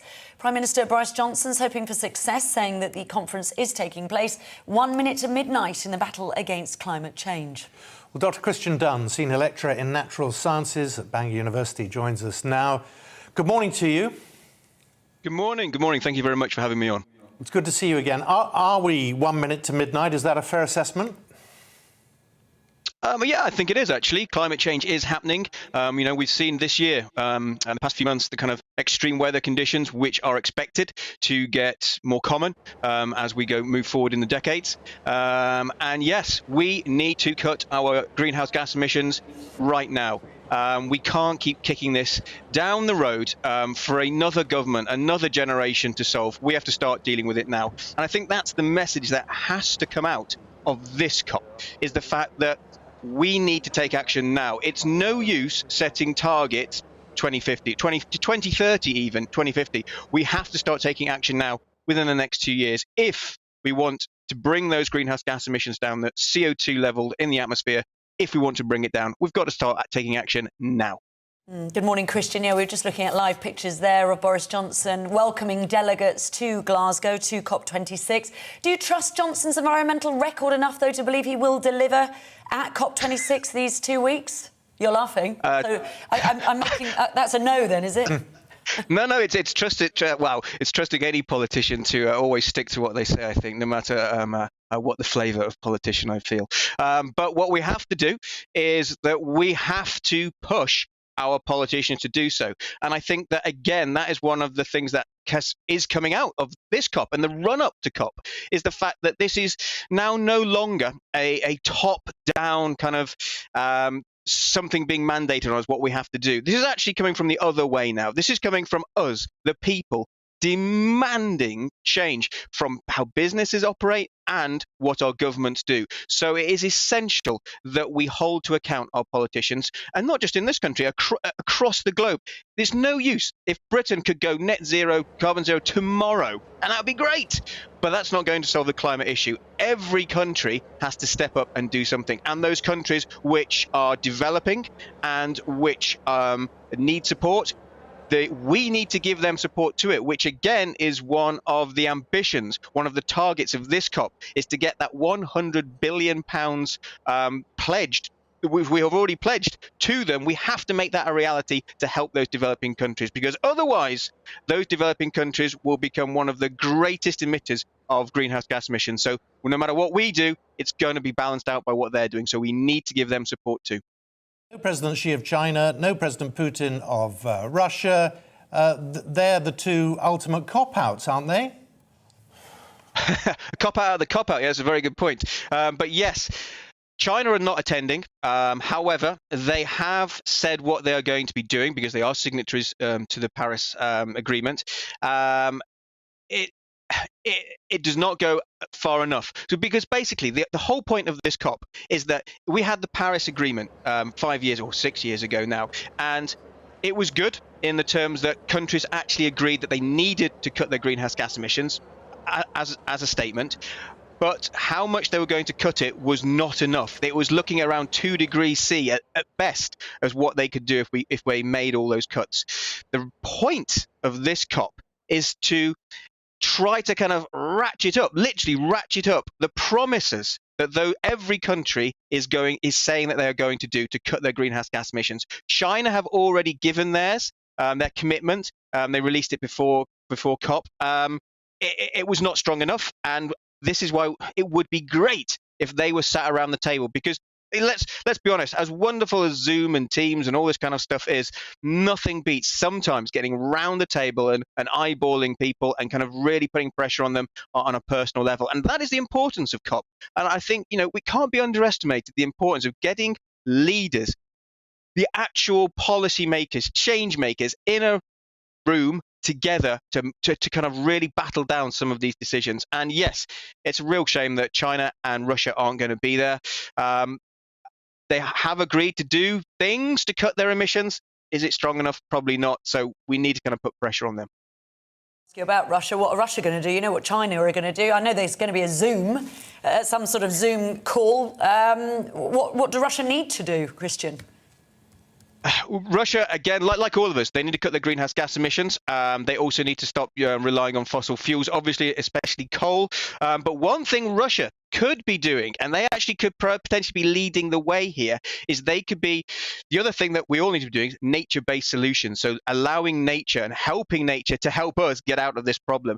And Russia actually have the golden ticket here, because Russia have vast expanses of peatlands, and peatlands are the superheroes of the natural world when it comes to storing and locking away carbon. And Russia, especially in Siberia, have vast expanses of peat, which, if they were managed correctly and if they were looked after and conserved correctly, then they can actually be powerhouses of carbon storage for the entire planet. Is this this discussion between politicians, when it's quite clear they all have domestic agendas which are creating real problems? We've seen that with President Joe Biden. Are they really the last hope we have? Well, goodness me. At the present time, they are. We need them to take action. The climate is doesn't work on the kind of the timescales which politicians seem to work on. 5 years, and so we have to think bigger than that. Are they our last hope? They certainly have to be a hope, so that is why we, the public, need to put pressure on them across the world. They have the power at their hands to make earth-shattering decisions which could affect all our lives to help the climate. Whether they have the courage to do so, because some of these decisions will not be popular. and it will affect people's lives, and it could make people's lives not as kind of convenient as perhaps they currently are. International travel potentially may have to be, should be curtailed to a certain degree. There are things that they could do which could be unpopular, but if we are thinking long term, if we are thinking for our children's future and our grandchildren's future, they do have to be made now, because nature is an unforgiving beast when it comes to this. If you, an example is, you just have to look back at the ancient Egyptians. You can actually mark out in the ancient Egyptians' civilization, times of political unrest were always marked when there was changes in the climate, changes to the long-term weather patterns. So we have a precedent for what can go terribly wrong if we don't kind of get a handle on controlling our climate. What have you made of the situation regards Greta Thunberg? I mean, she's just arrived in Glasgow, and thanks to the Glaswegians for a very warm welcome, she says on Twitter. She wasn't invited, she is there, but she is very much backing and has been very vocal about Extinction Rebellion, Insulate Britain as well, saying, we have to anger some people to get the message through. I try to be more positive. I try and be a little bit more positive in general. I don't think angering people perhaps is the way forward. I do think highlighting the issue in such a way that people can't ignore it is important. Angering people and then some of the actions of, say, Extinction Rebellion, I'm afraid I can't support. Greta has done a tremendous job at highlighting the importance of climate change. I think now it's time to allow the scientists and the experts to kind of take a leading role more. But the fact that we are having this discussion, the fact that COP is now such an important item on the news, the fact that if you go to a news website, you have home news, international news, politics, sport, environment, the fact that environment is such an important issue across the public discussion, that is thanks to people like Greta. And that is that the importance of that cannot be underestimated, because the climate crisis and all the other crises which are linked, the nature crisis, the lack of our biodiversity, the loss of our biodiversity, the plastic pollution crisis, they are all linked. And if you just try and solve one, you're not going to get anywhere. You need to kind of take a holistic approach at all these environmental concerns which we are facing. And the fact that people like Greta are making this public, getting people aware, that has to be a good thing. Angering people, I would say let's be positive. Let's just tell people, look, we are at a crucial point. We are at a crossroads. Let's face it, we're at the tipping point for so many issues here. But if we all get together, and perhaps I'm being very naive here, but if we all get together and we all take some positive action, we can make a difference. Yep. That, I think, has to be the message. OK, Dr. Christian Dunn, always good to have you on. Thank you so much. Naive, us. Now, Generation Z, depend where you're from, they're beginning to enter the workforce, allegedly terrifying some of their older employers with a series of woke and entitled demands. A recent New York Times article interviewed CEOs that had hired Zoomers, members of the generation born between 1997 and 2012, about the challenges faced by multi-generation companies. Well, the millennial CEOs interviewed reported being asked by their Gen Z employees to support Black Lives Matter as a company, to provide time off to deal with anxiety, and for the CEOs to do certain assignments as themselves, instead of continuing to ask the Zoomer to do it. Let's get more on this. Sam Murray-Hines, an employment lawyer who advises employers on workplace issues. She joins us now. Good morning to you, Sam. What sort of grounds do these Generation Z workers have to be making these huge demands? And where do you start with this?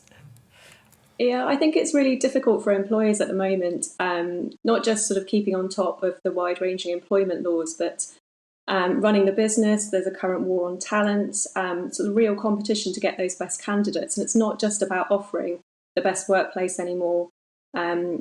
It's about sort of considering things like the ESG piece, so the environmental, social and governance side, and just sort of employees looking at that. They're asking those kind of questions when they're going to interviews, and asking their employer to actually have a sort of position statement on these things. And you mentioned Black Lives Matter, obviously that movement, a lot of employees looking to their employers to sort of come up with a public statement on those kind of issues. And I think it's very difficult for businesses to sort of, do that on top of actually, managing the business and, operating. You use a phrase like ESG. Now, if someone came in and I was running a business and they said, "And what about your ESG policy?" I'm already thinking, "Oh my gosh, what are they?" There is a generational gap here, but there always has been. It's just at the moment, people are too terrified to say boo to a goose at the moment. Yeah, I think some of it might be down to staff being slightly emboldened by working from home. It's obviously very different from actually being in the workplace. But I think there's a sort of slightly different view from the Gen Z employees. So they're not just looking at a career for life and working up through a business. They have a lack of fear. I think it's much easier for them to sort of say, well, actually, this business doesn't sort of match my morals, and it's much easier to just, move around. They're not worried about those kind of changes on their CV anymore. So I think the pandemic has helped them to be a bit more bold about their views and trying to find that work-life balance, but also the social responsibility as well. OK, well, good to get your take on that. Thank you very much indeed for coming on this morning, Sam. Thank you. That is about it from us. Coming up, it's the briefing with Tom Harwood, live from Glasgow. We'll be back at 6 o'clock tomorrow morning. But in the meantime, it's that moment, that highlight of the morning where we bring you the weather. Here's Kirsty. Thank you. Looking ahead to today's weather, yes, very unsettled to start the week, I'm afraid, with low pressure in the driving seat. So let's have a look at the details. There'll be plenty of showers heading into southwest England at lunchtime today.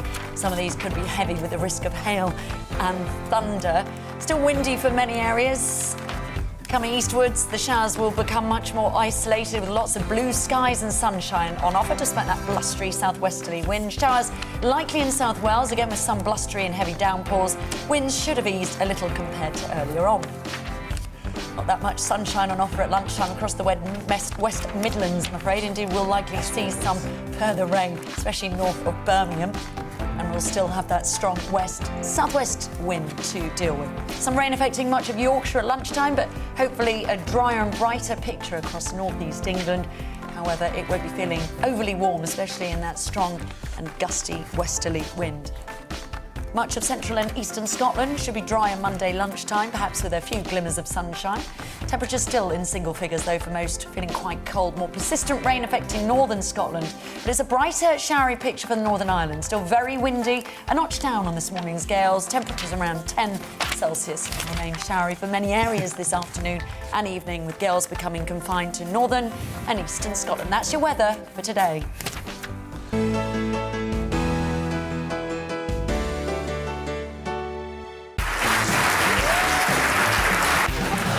My name is Andrew Doyle. Join me every Sunday evening at 7 p.m. for Free Speech Nation.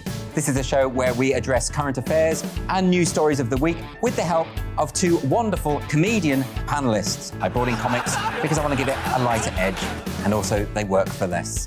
See you there.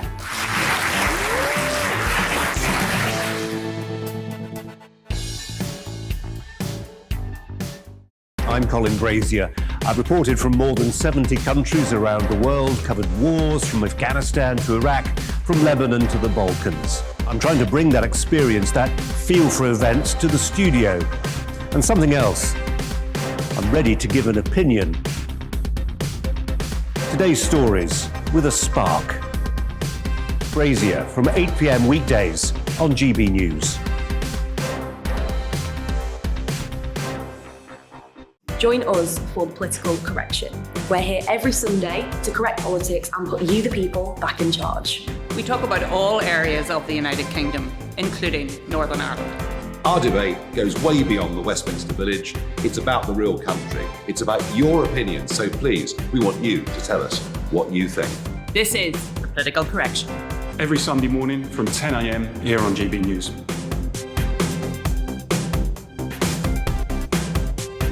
Hi, I'm Patrick Christie's. And I'm Mercy Moroki. And we're hosting a show right here on GB News, 9:30 a.m. till 12 p.m. every single weekday, called To The Point. We're going to be talking about all the big issues that matter to you at home in Britain. Absolutely, whether it's holding politicians to account, discussing what's taking place in the Channel, banging on about law and order, we're not afraid to do the absolute lot of it. Yes, and if you're thinking it, you can guarantee that we'll be saying it. Make sure you're here 9:30 a.m. till 12 p.m. every single weekday, right here on GB News for To The Point.